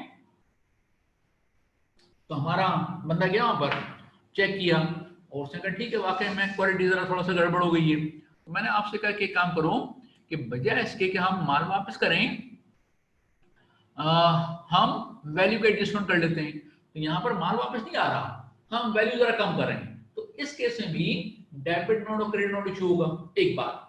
दूसरी बात है कि ये भी हो सकता है, बहुत से सुनेगा, कि जो हमने सेल्स इनवॉइस बनाई थी, देखिए एक तो होता है सेल्स इनवॉइस मिस हो गई, वो एक अलग बात है, सही बनी थी लेकिन मिस हो गई, तो उसमें तो डेबिट नोट क्रेडिट नोट ही बनेगा ना। वो तो अगर परचेज इनवॉइस मिस हुई तो हम अगले 6 महीने में क्लेम कर सकते हैं, सेल्स इनवॉइस मिस हुई तो हमें पिछला रिटर्न रिवाइज करना पड़ेगा। लेकिन अगर इनवॉइस बनते हुए क्या मिस्टेक हो सकती है, हो सकती है, जैसे मैं सकता हूं, इनवॉइस बननी थी 1,50,000 की, बन गई 105,000 की, ठीक है ना। तो हम आपको बताएंगे जनाब तो मिस्टेक हो गई है, तो अब हम बजाय से कि नई इनवॉइस इशू करेंगे, हम एक नोट बना देंगे उसका, डेबिट नोट क्रेडिट नोट जो भी होगा वो बन जाएगा। ओके, तो अब इस केस में हम आपको जो मजीद चीजें लिखवा रहे हैं इसी नोट इसी स्लाइड पर, वो एडजस्टमेंट के बारे में है, ठीक है ना। अच्छा, ये भी हो सकता है कि इनवाइस कम की बनी थी, हो सकता है इनवाइस ज्यादा की बन गई थी, तो दोनों केस में एडजस्टमेंट क्या होगा ये हम आपको लिखवा देते हैं। अच्छा, अब किसी ने जरा sir, please explain why we cannot claim input tax if purchased from unregistered person. How can we take effect of debit note or credit note in this case? तो सुनिए जरा बात कि अगर हमने परचेस किया किससे अनरजिस्टर्ड से, तो ना उसने से चार्ज किया ना हमने पे किया है, तो इस सूरत में फिर डेबिट और क्रेडिट नोट का एडजस्टमेंट नहीं होगा। अगर हमने सेल किया है अनरजिस्टर्ड पर्सन को, तो हमने तो आउटपुट चार्ज किया था, उसने इनपुट क्लेम नहीं किया था, तो इस केस में एडजस्टमेंट होगा। ठीक है, ओके, ये भी हम आपको एक्सप्लेन करते हैं। अच्छा, दूसरा एक और चीज एक काम करते हैं, अगर नोट बने किस लिए कि सेल्स वैल्यू में एडजस्टमेंट हो रही है ड्यू टू मिस्टेक और अदरवाइज। अच्छा, मिस्टेक क्या हो सकती है, इनवाइस बननी थी 150,000 की, बन गई 105,000 की, बननी थी 1,50,000 की, बन गई 1,65,000 की। ओके, तो दोनों सूरतों में मिस्टेक हुई ना। अच्छा, अदरवाइज क्या हुआ कि इनवाइस में मिस्टेक नहीं हुई लेकिन क्वालिटी से आप सेटिस्फाई नहीं थे, तो हमने कहा चलें ठीक है कुछ वैल्यू कम कर लेते हैं। तो अब सुनेगा उसे, अगर सेल वैल्यू डिक्रीज हो रही है इस नोट की वजह से, तो हम सेल्स को डेबिट करेंगे, पार्टी को क्रेडिट करेंगे, तो कौन सा नोट बनेगा, क्रेडिट नोट बनेगा। तो अब चूंकि सेल्स कम हो रही है तो हम उसे आउटपुट में से माइनस करेंगे। अच्छा, लेकिन सेल्स अगर इंक्रीज हो रही हो तो फिर क्या होगा, डेबिट नोट बनेगा, क्योंकि सेल वैल्यू बननी चाहिए थी, मतलब सेल वैल्यू थी 1,50,000, इनवाइस बन गई 105,000 की, तो हमने कहा 45,000 का हम आपको नोट बना के दे रहे हैं, तो अब 500 नोट बना के देंगे डेबिट नोट, क्योंकि हमने सेल्स रिकॉर्ड की थी 105,000, तो हम मजीद 45,000 सेल्स हम रिकॉर्ड करेंगे, तो सेल्स क्रेडिट पार्टी डेबिट, तो ये हम इन आउटपुट टैक्स में इसको ऐड कर लेंगे, मजीद सेल्स हम रिकॉर्ड कर रहे हैं। ओके, अच्छा, इसी का रिवर्सल परचेज में हो जाएगा कि परचेज कॉस्ट में अगर एडजस्टमेंट हो, ठीक है, देखिए अगर आप के पार्ट पर सेल वैल्यू का एडजस्टमेंट है तो मेरे पार्ट पर परचेज कॉस्ट का एडजस्टमेंट होगा, ठीक है, तो ये उसका रिवर्सल हो गया। तो अब सुने, अगर परचेज कॉस्ट में डिक्रीज हो रहा है तो डेबिट नोट बनेगा और हम उसे इनपुट में से माइनस करेंगे, और अगर परचेज कॉस्ट हमारी इस नोट की वजह से इंक्रीज हो रही है तो फिर एडिशन होगा इनपुट टैक्स में, हम इनपुट टैक्स मजीद क्लेम करेंगे। और देखिए ऊपर जितने भी आपने इफेक्ट देखे ना, सबकी बॉटम लाइन यही है कि अगर क्रेडिट नोट बनता है तो सेल्स लायबिलिटी कम होती है, डेबिट नोट बनता है तो सेल्स लायबिलिटी इंक्रीज होती है, और जहां सेल्स लायबिलिटी इंक्रीज हो वहां ना कोई टाइम पीरियड है ना कोई कंडीशन है, जहां सेल्स लायबिलिटी कम हो रही है वहां पर उन्होंने नोट इशू करते हैं कब तक, 180 डेज तक, उसके बाद आप एडजस्टमेंट नहीं कर पाएंगे। हाँ, कमिश्नर से एक्सटेंशन लेने से आप ले सकते हैं, दूसरा उनके क्रॉस मैचिंग होनी चाहिए। तो जरा काम करें, ये स्लाइड जरा कॉपी करें, ये एग्जामिनेशन जो प्रैक्टिकल क्वेश्चन होते हैं ना उसमें इसका इफेक्ट आता है, इसको जरा कॉपी करें फिर हम आगे चलते हैं।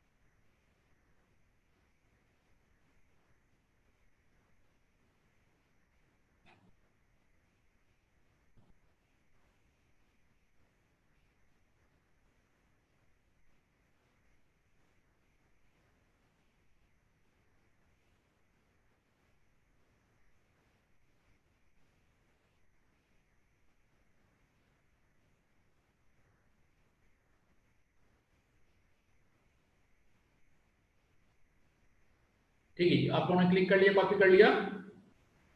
अच्छा, एक रिक्वेस्ट करूंगा, जितनी भी चीजें आप क्लिक करें एक सेपरेट रजिस्टर पर उसको कॉपी जरूर कर लिया करें with reference to paragraph number. Okay, अच्छा देखिए, अब उसके बाद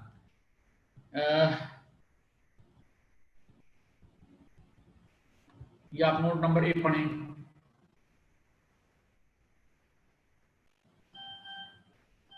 जहां पर सेल्स लायबिलिटी इंक्रीज हो रही हो, वहां पर 180 डेज का टाइम पीरियड एप्लीकेबल नहीं होगा। ठीक है।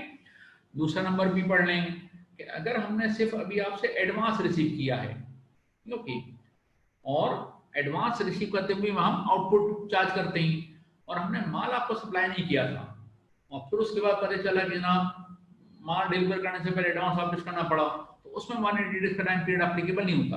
वो अलग बात कि एडवांस इतना अरसे रहता भी नहीं है बहरहाल। ठीक है।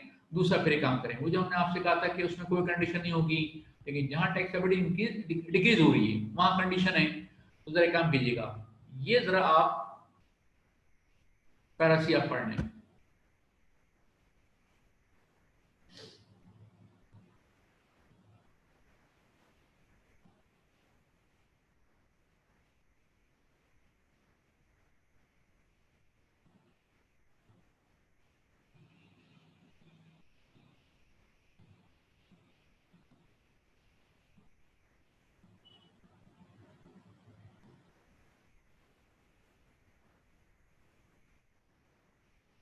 दूसरा इसमें काम आप और करेंगे, ये जो स्लाइड पर आपको नजर आ रहा है ना, सेकंड लास्ट लाइन देखिएगा, करस्पॉन्डिंग डेबिट नोट जो आपने पढ़ा, if it is not done, तो डन के बाद लिख लीजिएगा if it is not done in the next tax period. ये 1 महीने के लिए आपको अलाउ करते हैं, ये कोई 6 महीने के लिए अलाउ नहीं कर रहे हैं आपको। ये जो आपको प्रोविजन अलाउ कर रहे हैं, कब कब तक कर रहे हैं, नेक्स्ट मंथ में भी अगर क्रॉस मैच हो गया ठीक है। ठीक है ना। तो if it is not done in the next tax period. ठीक है। अच्छा, उसके बाद पैराडी, देखिए अब अगर मैंने आपसे परचेज किया है और आपने और फिर परचेज रिटर्न किया है, तो वहां तो ना आपने आउटपुट चार्ज किया ना मैंने इनपुट क्लेम किया है। लेकिन अगर हमने आपको सेल किया था और हमारा कस्टमर अनरजिस्टर्ड था और फिर माल वापस आता है, तो हम अपने आउटपुट में से उसको एडजस्ट करेंगे, आपने तो इनपुट क्लेम ही नहीं किया था। ठीक है। ओके। इसके बाद अब देखिए, अब माल वापस आ गया, और माल अगर वापस अच्छी कंडीशन में आया है तो हम किसी और को सेल करेंगे, तो फिर हम सेल जब दोबारा सेल करेंगे तो फिर सेल से चार्ज करेंगे। ओके। अच्छा, उसके बाद अब ये कुछ पैराग्राफ्स हैं, एक काम करते हैं हम जरा इसको स्टार्ट करेंगे पैरा एस से, अप्रूव कर जाएंगे। ठीक है। तो एक काम कीजिए, पैरा ए का टाइटल पढ़ें, input tax on wastage of raw material during manufacturing. तो बात ये है कि जब आप मैन्युफैक्चरिंग कर रहे होते हैं तो क्या कुछ ना कुछ वेस्टेज होती है ना, बिल्कुल होती है। ओके। जैसे अगर आप गारमेंट मैन्युफैक्चर हैं, जितना कपड़ा परचेस करेंगे कि सारा का सारा फिनिश गुड्स में लग जाएगा, नहीं लगेगा। जब आप कटिंग करते हैं तो उसमें कुछ ना कुछ वेस्टेज तो होता है। इससे कि अगर आप फर्नीचर मैन्युफैक्चर हैं तो जितना भी आपने वुड परचेस किया है, क्या 100% फिनिश गुड्स में लग जाएगा, नहीं लगेगा। कटिंग वगैरह करने में कुछ ना कुछ वेस्टेज लगोगी। तो अब वेस्टेज के ऊपर क्या हम इनपुट क्लेम कर सकते हैं? यस, ये एचबीआर का सर्कुलर है 1999 का, कि आप वेस्टेज के ऊपर इनपुट क्लेम कर सकते हैं। अच्छा, अब एक और चीज सुनिएगा, अगर मैं फर्नीचर मैन्युफैक्चर हूं, मैं तो जनाब टेबल बना रहा हूँ, सोफा सेट बना रहा हूँ, तो उसमें तो अच्छी खासी मेरी वेस्टेज लगेगी। लेकिन ये जो वेस्टेज है, हो सकता है हमारे लिए बाय प्रोडक्ट हो, सेलेबल हो। तो एक तो वेस्टेज होते है कि आपने अपनी फैक्ट्री के बाहर फेंक दिया, जिसको मसला का खुद ही उठा लेगा। ठीक है ना। ओके, आपके लिए बेकार है वो। लेकिन बाजू का जो वेस्टेज है वो भी आप सेल कर सकते हैं। तो अगर आप वेस्टेज को आप सेल कर रहे हैं तो वो आपकी बाय प्रोडक्ट बन जाती है, उस पर आपको सेल चार्ज करना है। ठीक है। अच्छा, उसके बाद आप एक और चीज सुनेगा इसी वेस्टेज के बारे में। ये वेस्टेज के बारे में थोड़ा सा प्रैक्टिकल लाइफ में गड़बड़ चलती रहती है कि आपने कितना वेस्टेज क्लेम किया, ज्यादा किया, कम किया है। तो अब एचबीआर ने ये अपने पास पावर रखा है इस साल, ठीक है ना, कि वो इंडस्ट्री वाइज वेस्टेज का रेशियो बता सकते हैं कि गारमेंट में मैक्सिमम वेस्टेज इतना होना चाहिए, फर्नीचर मैन्युफैक्चर के पास इतना वेस्टेज होना चाहिए, टेक्सटाइल में या जो राइस मैन्युफैक्चर उसमें इतना वेस्टेज होना चाहिए, तो बता सकते हैं। ठीक है। अच्छा बेटा, एक मिनट बस, आप मेरे टाइम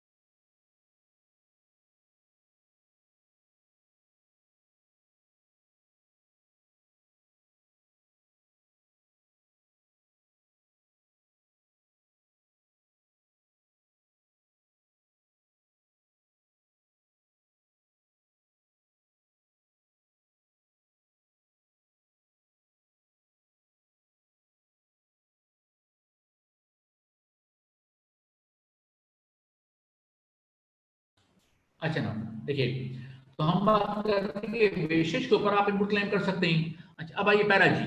देखिए, एक तो होता है वेस्टेज, एक होता है माल डिस्ट्रॉय हो गया, आग लग गई या लगा दिया आपने, ओके, या बारिश का, अच्छा कराची में आधा घंटा पानी आया, सैलाब आ गया, आपकी फैक्ट्री में दाखिल हो गया, माल खराब हो गया, ओके। तो अगर डिस्ट्रॉय हो जाता है तो क्या उसका आप इनपुट क्लेम कर सकते हैं? इसके बारे में एनपीआर का कोई सर्कुलर नहीं है, लॉ में इसका कोई जिक्र नहीं है, लेकिन कुछ लोगों ने लाहौर हाई कोर्ट में केस फाइल किया और लाहौर हाई कोर्ट ने टैक्स पेयर के फेवर में डिसीजन दिया कि उसका भी आप इनपुट क्लेम कर सकते हैं, ठीक है।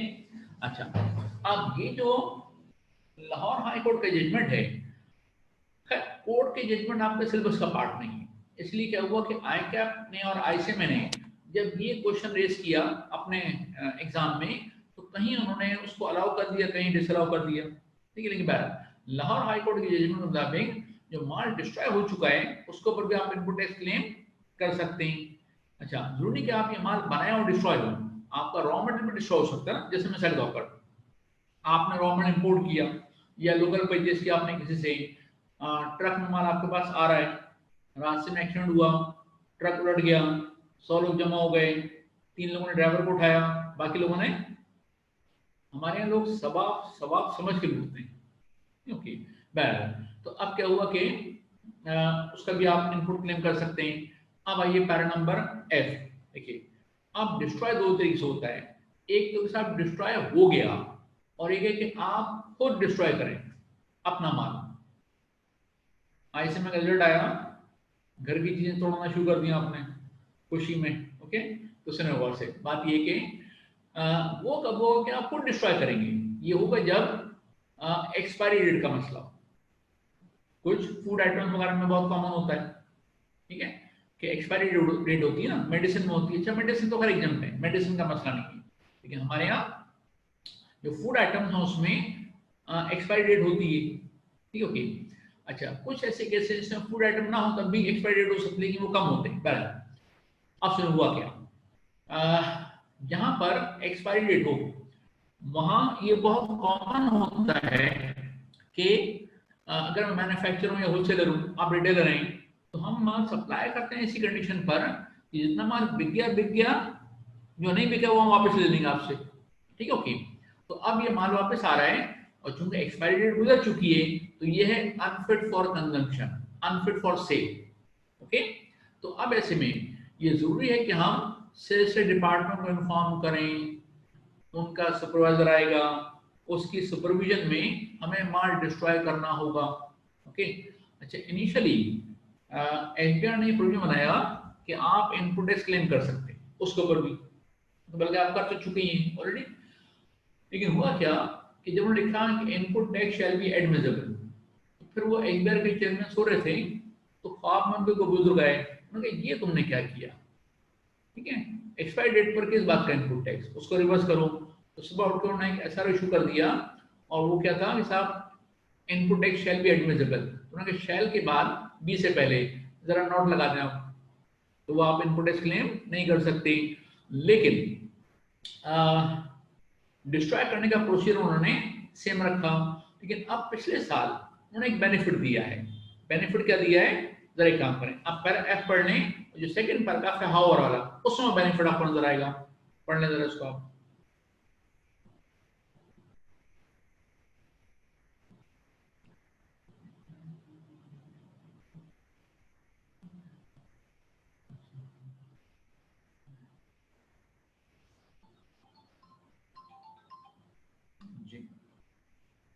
जी जी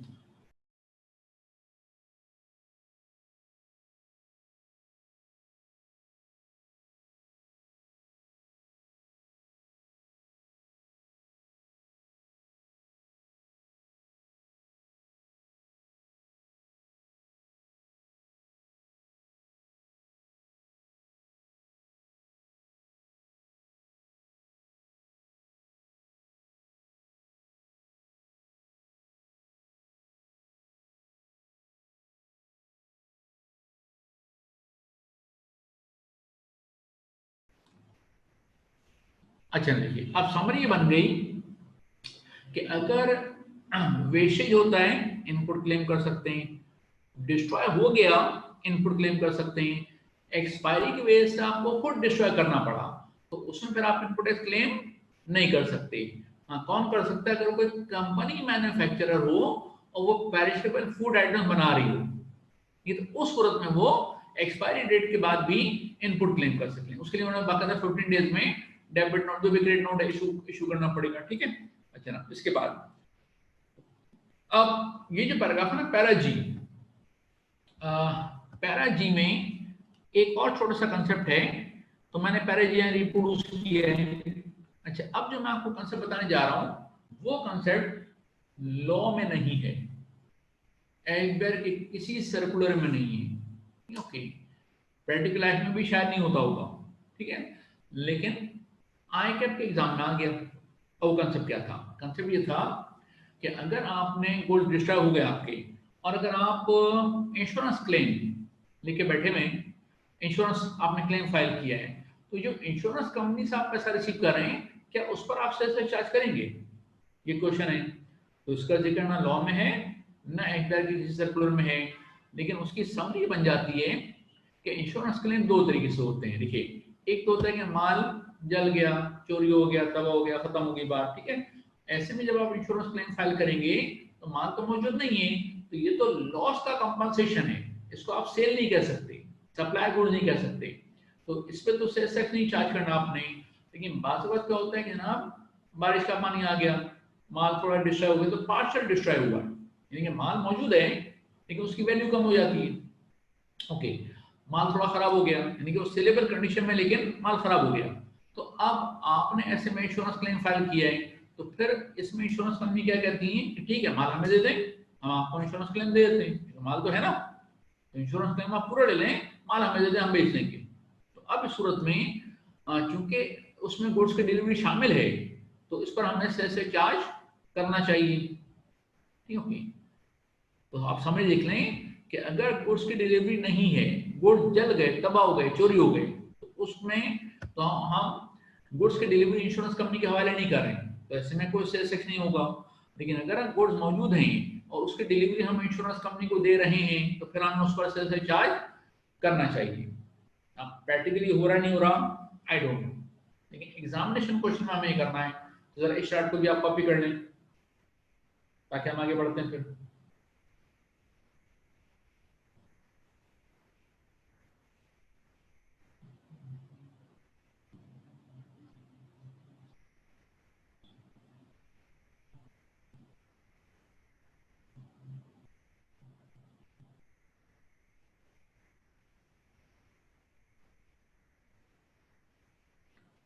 ठीक है, इसको आप क्लिक कर लें, फिर आप कॉपी कर लीजिएगा।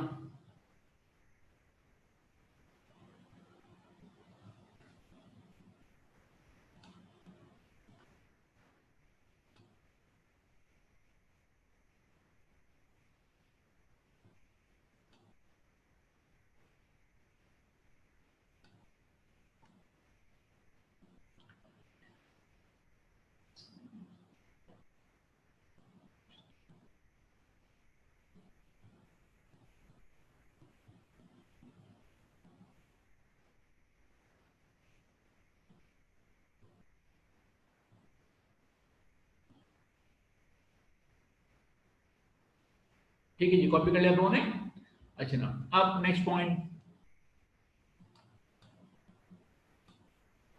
चलिए ये क्वेश्चन है, इसको पढ़ें जरा और देखिए कि इसका आंसर क्या हो सकता है, सोचें इसके बारे में।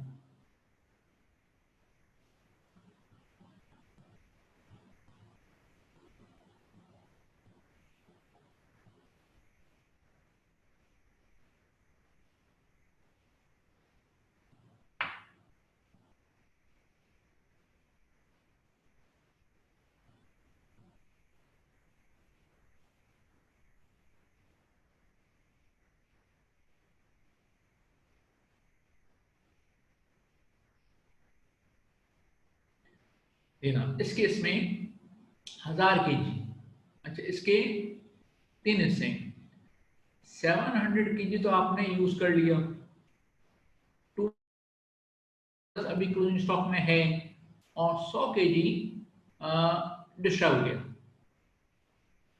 इसके 3 हिस्से हो गए ना। तो बताइए अब आप इनपुट क्लेम करेंगे किस पर, 700 kg पर, 900 kg पर, या 1000 kg पर? ओके, तो आंसर ये है कि आप इनपुट क्लेम करेंगे पूरे 1000 पर, इसलिए कि जो आपने 70% रॉ मटेरियल यूज कर लिया उसको भी आप इनपुट क्लेम कर सकते हैं। 20% क्लोजिंग स्टॉक में है, ये हम आपको बता चुके हैं कि इनपुट क्लेम करने के लिए उसका कंज्यूम करना या सेल करना जरूरी नहीं होता, आप मंथ बेसिस पर इनपुट क्लेम कर सकते हैं। वो तो अगर एक्सेस इनपुट टैक्स है तो अलग बात है, वो बात की बात है, लेकिन आप उसका इनपुट क्लेम कर सकते हैं। और जो डिस्ट्रॉय हो गया बाय फायर वो भी आप इनपुट क्लेम कर सकते हैं according to Lahore high court judgment. Okay, ये इसका आंसर, इसको आप जरा एक नजर गो थ्रू मतलब देख लें उसको जरा।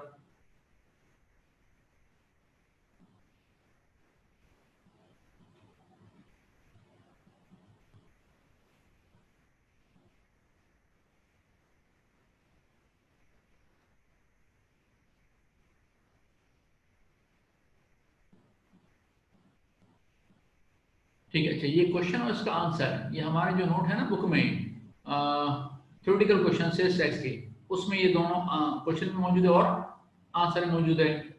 ठीक है, आगे चलते हैं। ओके ना, अब उसके बाद रेस्ट्रिक्शन ऑफ इनपुट टैक्स। अच्छा, इसको इसको हमने कुछ क्वेश्चन किया था, कुछ नहीं किया था, उसने गौर से। ये रेस्ट्रिक्शन क्या है कि अगर आपके पास आउटपुट टैक्स है 1,40,000, इनपुट टैक्स आपका कितना है 142,000, तो ऐसे में होना तो ही चाहिए कि आप 150 में से 142 माइनस करो और आप बोलो जनाब पे बिल कितना 8,000 है। लेकिन यहाँ उन्होंने क्या किया कि किसी महीने में आपको जो इनपुट टैक्स है वो 90% ऑफ आउटपुट से ज्यादा ना हो। ठीक है ना? ओके, इसका मतलब क्या हुआ कि अब आप जब भी इनपुट क्लेम करेंगे तो क्या करते हैं हम, एक्चुअल इनपुट टैक्स 142,000 और 90% of output tax 135,000, which ever is lower. Okay, और अब जो आपने 7,000 कम किया है तो हमारे पास जो इनपुट टैक्स होता है ना वो दो तरह का डिसअलाउ होता है। एक होता है परमानेंट डिसअलाउंस, जैसे आपने पेमेंट कर दी कैश में, आपने फर्नीचर परचेज किया है, फिक्स्ड एसेट, तो वो तो परमानेंट डिसअलाउंस है। लेकिन ये जो 7,000 है ये है टेम्परेरी डिसअलाउंस। ओके, इसी से एक और एग्जांपल आपको याद होगी, अगर आउटपुट टैक्स है 2 लाख रुपए, इनपुट टैक्स है 2,12,000, तो एक जमाने में हम ये करते थे कि 12,000 रुपए का रिफंड लेते थे, लेकिन फिर एफबीआई ने कहा कि 12,000 रुपए का रिफंड ना लो, पे बिल जीरो कर दो और 12,000 रुपए एक्सेस कैरी फॉरवर्ड कर लो। लेकिन फिर अब उन्होंने क्या किया कि इनपुट टैक्स आप कितना लेंगे, मैक्सिमम 90% ऑफ आउटपुट टैक्स। तो बजाय 12,000 का रिफंड क्लेम करने के आप तो उल्टा 20,000 पे कर रहे हैं। तो अब आपने 2 बार को कम किया 180, तो 32,000 रुपए का डिफरेंस आपने कैरी फॉरवर्ड किया। अच्छा, अब एक काम कीजिए, देखिए ये 7,000 एग्जाम्पल है ना, इसके बारे में इसको बेस बना करके मैं आपके साथ एक चीज डिस्कस कर लेता हूँ, गौर से सुनिएगा। अच्छा, अब जो मैं आपको पॉइंट बता रहा हूँ वो आपकी बुक में लिखा हुआ नहीं है, लॉ में लिखा हुआ नहीं, लेकिन प्रैक्टिकल क्वेश्चन में एप्लीकेबल है। वो क्या है, सुने गौर से। ये आपने कैलकुलेशन की है जनवरी की, ठीक है ना, तो जब आप excess input tax carry forward करें तो वो फरवरी में जाएगा ना, ठीक है ना। अच्छा, अब ये जो 142,000 है ना और उसका एक पार्ट है 7,000, तो सुने गौर से, ये 142,000 टोटल इनपुट टैक्स नहीं था, टोटल इनपुट टैक्स ज्यादा था, उसमें से आपने परमानेंट डिसअलाउंस अलग कर दिया, फिर भी फिगर 142 नहीं थी, ज्यादा थी। फिर आपने उसकी क्या की, जैसे मिसाल में फिगर थी 2 लाख रुपए, आपने उसका किया अपोर्शनमेंट, ठीक है ना, नॉर्मल टैक्स सप्लाई और एग्जाम सप्लाई और जीरो सप्लाई। तो एग्जाम सप्लाई के अगेंस्ट जो इनपुट टैक्स था उसको आपने क्रॉस कर दिया था, जीरो सप्लाई के अगेंस्ट जो इनपुट टैक्स था उसकी आपने रिफंड एप्लीकेशन अलग से डाल दी थी। तो जो बाकी बचा वो ये 140,000 है। ऐसा नहीं हुआ कि ये 140,000 अपॉर्चनमेंट होने के बाद की फिगर है जिसे हम कहते हैं क्लेमेबल इनपुट टैक्स, और इसमें से भी आपने एक पोर्शन 7,000 आप कैरी फॉरवर्ड कर रहे हैं, ठीक है। ओके, तो अब सुने गौर से, ये जो 7,000 आप जा रहे हैं फरवरी में, अगर आपने उसे फरवरी के इनपुट टैक्स में ऐड कर दिया और फिर अपॉर्चनमेंट की तो ये अमाउंट तो डबल अपॉर्चमेंट हो जाएगी। ये तो अपॉर्चमेंट हो चुकी है। इसका मतलब क्या हुआ कि जब ये 7,000 आप फरवरी में ले जाएंगे तो अभी आप उसे फरवरी के इनपुट टैक्स में ऐड नहीं करोगे, पहले फरवरी का इनपुट टैक्स की अपॉर्चमेंट कर लोगे, जो एग्जन सप्लाईज के अगेंस्ट होगा उसको क्रॉस कर दोगे, जो जीरो सप्लाई के अगेंस्ट होगा उसकी रिफंड एप्लीकेशन डाल दोगे, और जो बाकी बचेगा क्लेम इनपुट टैक्स उसमें ये 7,000 ऐड करोगे। ठीक है ना। ये जनवरी का महीना है, जनवरी के महीने में से आपने एक्सेस एक फिगर निकाली और फरवरी में कैरी फॉरवर्ड कर दी, तो अभी आप उसको फरवरी के इनपुट टैक्स में ऐड नहीं करोगे।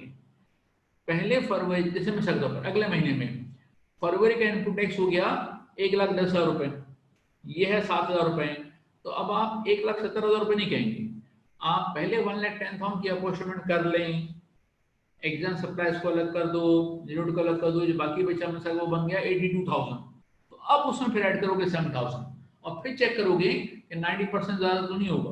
ओके, तो बहरहाल इसके बाद अभी एक और चीज देखिएगा, ये जो आउटपुट टैक्स है ना 2 लाख रुपए, अच्छा इनपुट टैक्स कितना है 2,12,000 रुपए, ठीक है ना। तो मैंने ये एग्जांपल यहाँ कॉपी की है। अच्छा ये इसलिए कि ये जो 32,000 रुपए एक फिगर है ना, 212 माइनस 180, ओके कितना होगा 32,000। लेकिन जैसे मैंने आपको बताया ना कि आईकैप के एग्जामिनर और आईसीएम के एग्जामिनर्स जरा बैठ के सोचते हैं कि किस तरह से नया नया पॉइंट निकाला जाए। तो आईकैप एग्जाम ने कितना पॉइंट का निकाला, उसने जो 32,000 रुपए इसके दो हिस्से कर दिए। कैसे, उन्होंने कहा एक फिगर 12,000 अलग है, 20,000 अलग है। तो आप सुनिए, ये जो 32,000 रुपए ये दो तरीके से एग्जाम क्वेश्चन में गिवन हो सकती है। एक तो आपसे कहते हैं ब्रॉड फॉरवर्ड सेल्स क्रेडिट 32,000 रुपए, ठीक है कोई मसला नहीं है। दूसरा को ये कह सकते हैं कि इसी 32,000 को उन्होंने दो से डिवाइड कर दिया। कैसे, previous month excess of input tax over output tax, तो इनपुट आपका है 212, आउटपुट है 2, तो वो एक्सेस कितना हो गया 12,000 रुपए। फिर आपने मजीद उसको कम किया 180, तो क्या हो गया whereas unadjusted input tax in excess of 90% of output tax, ये है 20,000 रुपए। तो इसी 32,000 को उन्होंने दो से डिवाइड कर दिया। अब ये मैंने स्लाइड क्यों बनाई है, क्योंकि जिस एग्जामिनेशन में ये दो से करके दिए वहां बच्चे परेशान हुए कि हमने तो एक ही एक्सेस पढ़ा था, दो एक्सेस कैसे आ गए। तो एग्जामिनेशन हॉल में बैठ करके इस तरह की चीजों को कवर करना आपको पता थोड़ा सा मुश्किल काम होता है। तो जरा एक काम करें, ये 12,000 और 20,000 रुपए अलग अलग नहीं है, आप इसका टोटल करें 32 और एक साथ आप उसको ट्रीट करें, ठीक है फिर। तो चलें ये एग्जांपल भी जरा, ये स्लाइड आप जरा कॉपी कर लें, क्लिक कर लें, ताकि हम आगे बढ़ते हैं।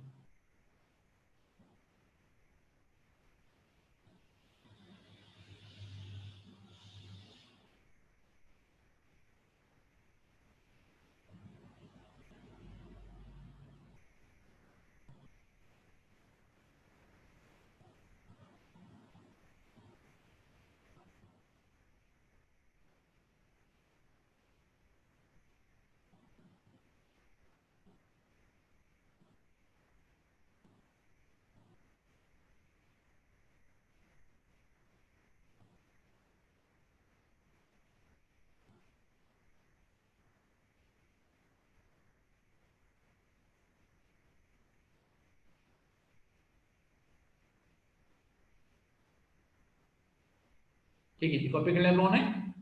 अच्छा ना नेक्स्ट, ये हम कर चुके हैं कि फिक्स एसेट्स पर जो इनपुट टैक्स है, अच्छा 3 ऐसे फिक्स एसेट जिस पर आप इनपुट टैक्स क्लेम नहीं कर सकते, व्हीकल, फर्नीचर, ऑफिस इक्विपमेंट, ठीक है, मशीनरी उस पर आप कर सकते हैं। ओके, तो अब आप इनपुट क्लेम कर सकते हैं और इस पे 90% रजिस्ट्रेशन एप्लीकेबल नहीं होती है। तो यही वजह है कि हमने आपको एग्जांपल कराई थी, याद होगी आपको, मैं इसको रिपीट नहीं कर रहा हूँ, लेकिन इसमें पॉइंट जरा मैं चाहूंगा आप नोट कर लें, गौर से सुनने करिए। आपने एक मशीनरी परचेज कर ली या इंपोर्ट की, ओके, तो इनकम टैक्स में नॉर्मल डेप्रिसिएशन चार्ज करने के लिए एंड इनिशियल अलाउंस चार्ज करने के लिए जरूरी है कि मशीनरी जो है वर्किंग कंडीशन में आ जाए, यानी कि इंस्टॉलेशन मुकम्मल हो जाए, और इस साल एक दिन भी इस्तेमाल कर लें, 1 घंटा भी इस्तेमाल कर लें, ठीक है ना। इसलिए कि अगर मशीनरी की इंस्टॉलेशन मुकम्मल नहीं हुई है ईयर एंड तक, तो ना आप नॉर्मल डेपोजिशन चार्ज कर सकते हैं, ना इनिशियल चार्ज कर सकते हैं। लेकिन ऐसी कोई कंडीशन सेल्स टैक्स में नहीं है। सेल्स टैक्स में आपने मशीनरी परचेज की है और बाकी प्रोडक्ट तो बन रही है आपकी, आपने एक नई मशीनरी परचेज की है, तो अब ऐसे में आप उसका इनपुट क्लेम कर सकते हैं, इंस्टॉलेशन मुकम्मल हो या ना हो। इस पॉइंट को क्या लिख लो कि input tax on machinery can be claimed even if installation is not completed. Input tax on machinery can be claimed even if installation is not completed. इसको आप लिख लीजिए कि सेल्स टैक्स में ऐसी कोई कंडीशन नहीं है कि इंस्टॉलेशन मुकम्मल हो, ठीक है ना। ओके, इसके बाद अब हम आते हैं एक्सेप्शंस। ठीक है, एक्सेप्शन किस चीज की? रिस्ट्रिक्शन की एक्सेप्शन। इसलिए कि ये वो केसेस जिसमें 90% का रिस्ट्रिक्शन एप्लीकेबल नहीं होगी, ठीक है ना।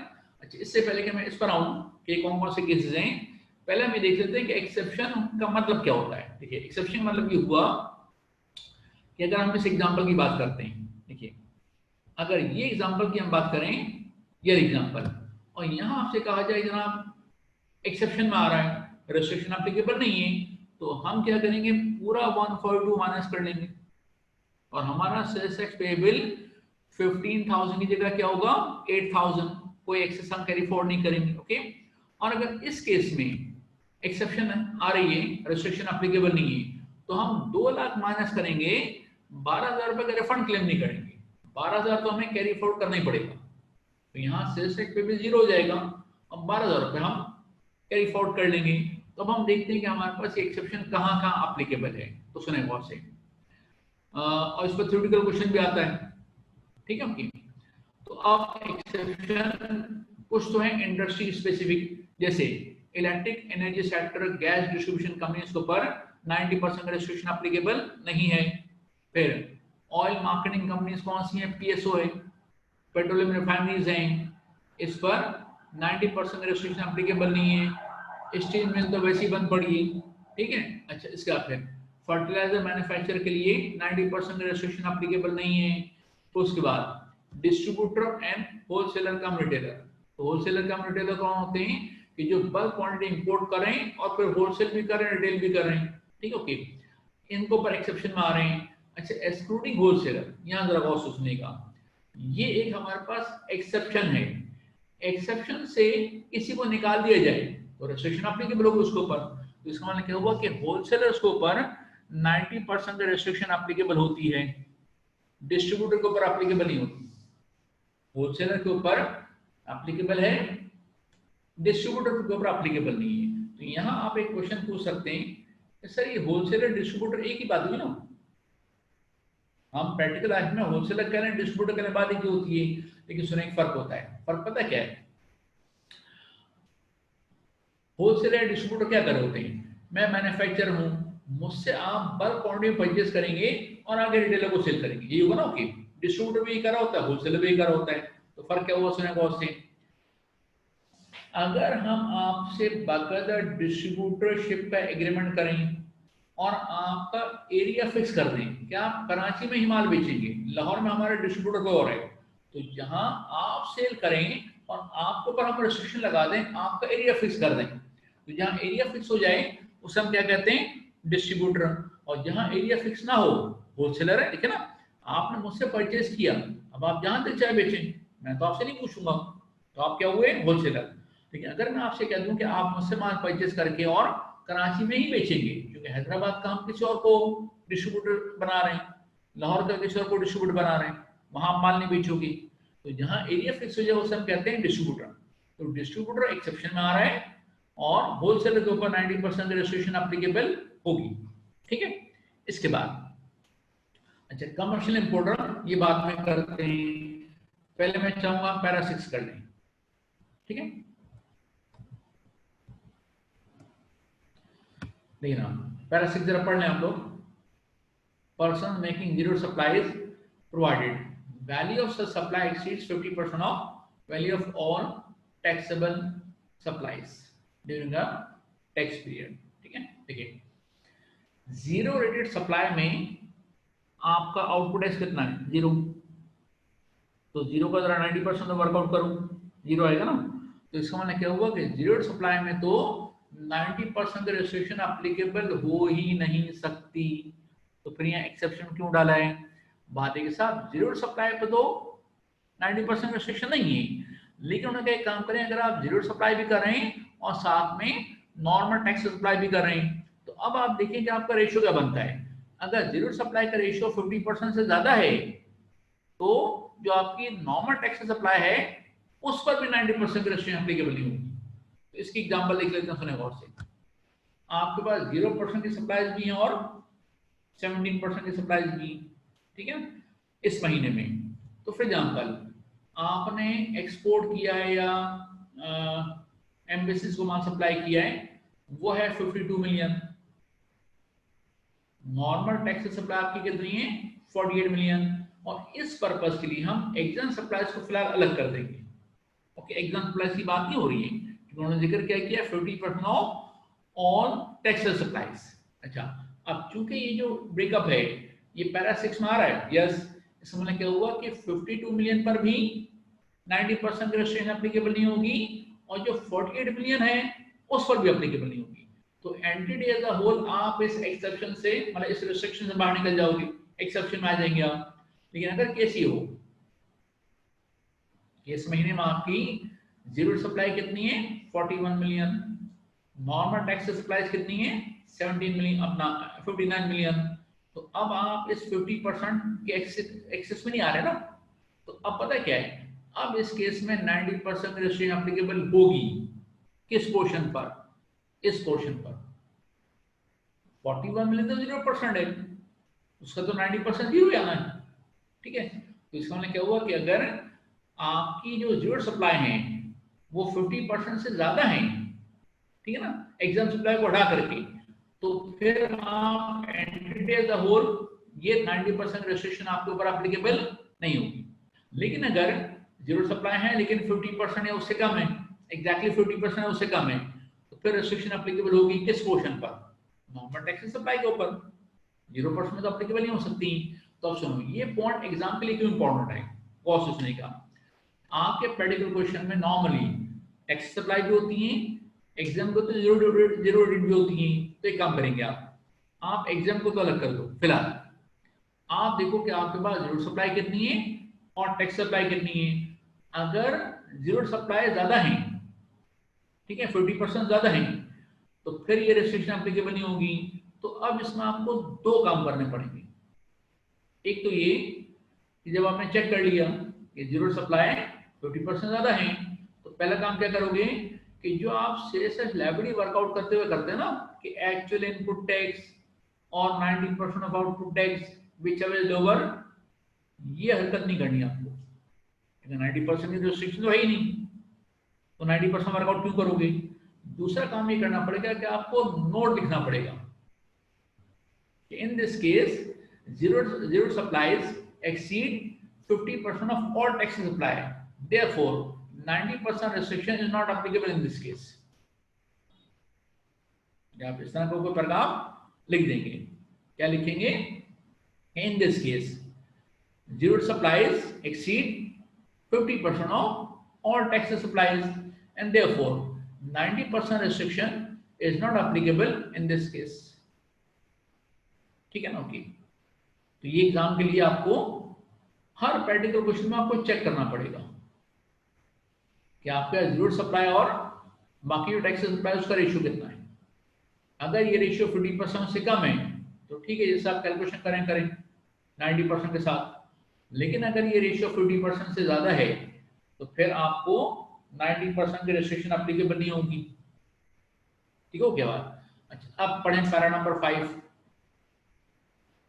देखिए, आप कमर्शियल इंपोर्ट भी करें और लोकल परचेज भी करें, ठीक है ना। अच्छा, कमर्शियल इंपोर्ट के ऊपर 90% की रेस्ट्रिक्शन एप्लीकेबल नहीं होगी बाय डिफॉल्ट, इसलिए कि वहां तो आपने मिनिमम वैल्यू एडिशन ऑलरेडी पे किया हुआ है 3%। तो अब ऐसे में क्या होगा कि अगर आपकी लोकल परचेजेस हैं कम और कमर्शियल इंपोर्ट ज्यादा हैं तो लोकल परचेज वाले पोर्शन पर भी 90% रेस्ट्रिक्शन अप्लीकेबल नहीं होगी। ठीक हो गया? चलिए, तो अब आज के लिए इतना काफी है। तो नेक्स्ट क्लास में हम देख लेते हैं कि हमें क्या करना है। ओके, अच्छा ये तो क्रूशियर आप पढ़ लीजिएगा, ये कोई इतना मसला नहीं है। ठीक है, तो हम उसके बाद ये भी खैर आसान है। ठीक है, अच्छा ओके, तो हमने नेक्स्ट क्लास में इंशाल्लाह पैरा नंबर 2.15 से स्टार्ट करना है। याद रखिएगा, हम इंशाल्लाह पैरा नंबर 2.15 से स्टार्ट लेंगे। ठीक हो गया? अल्लाह हाफिज।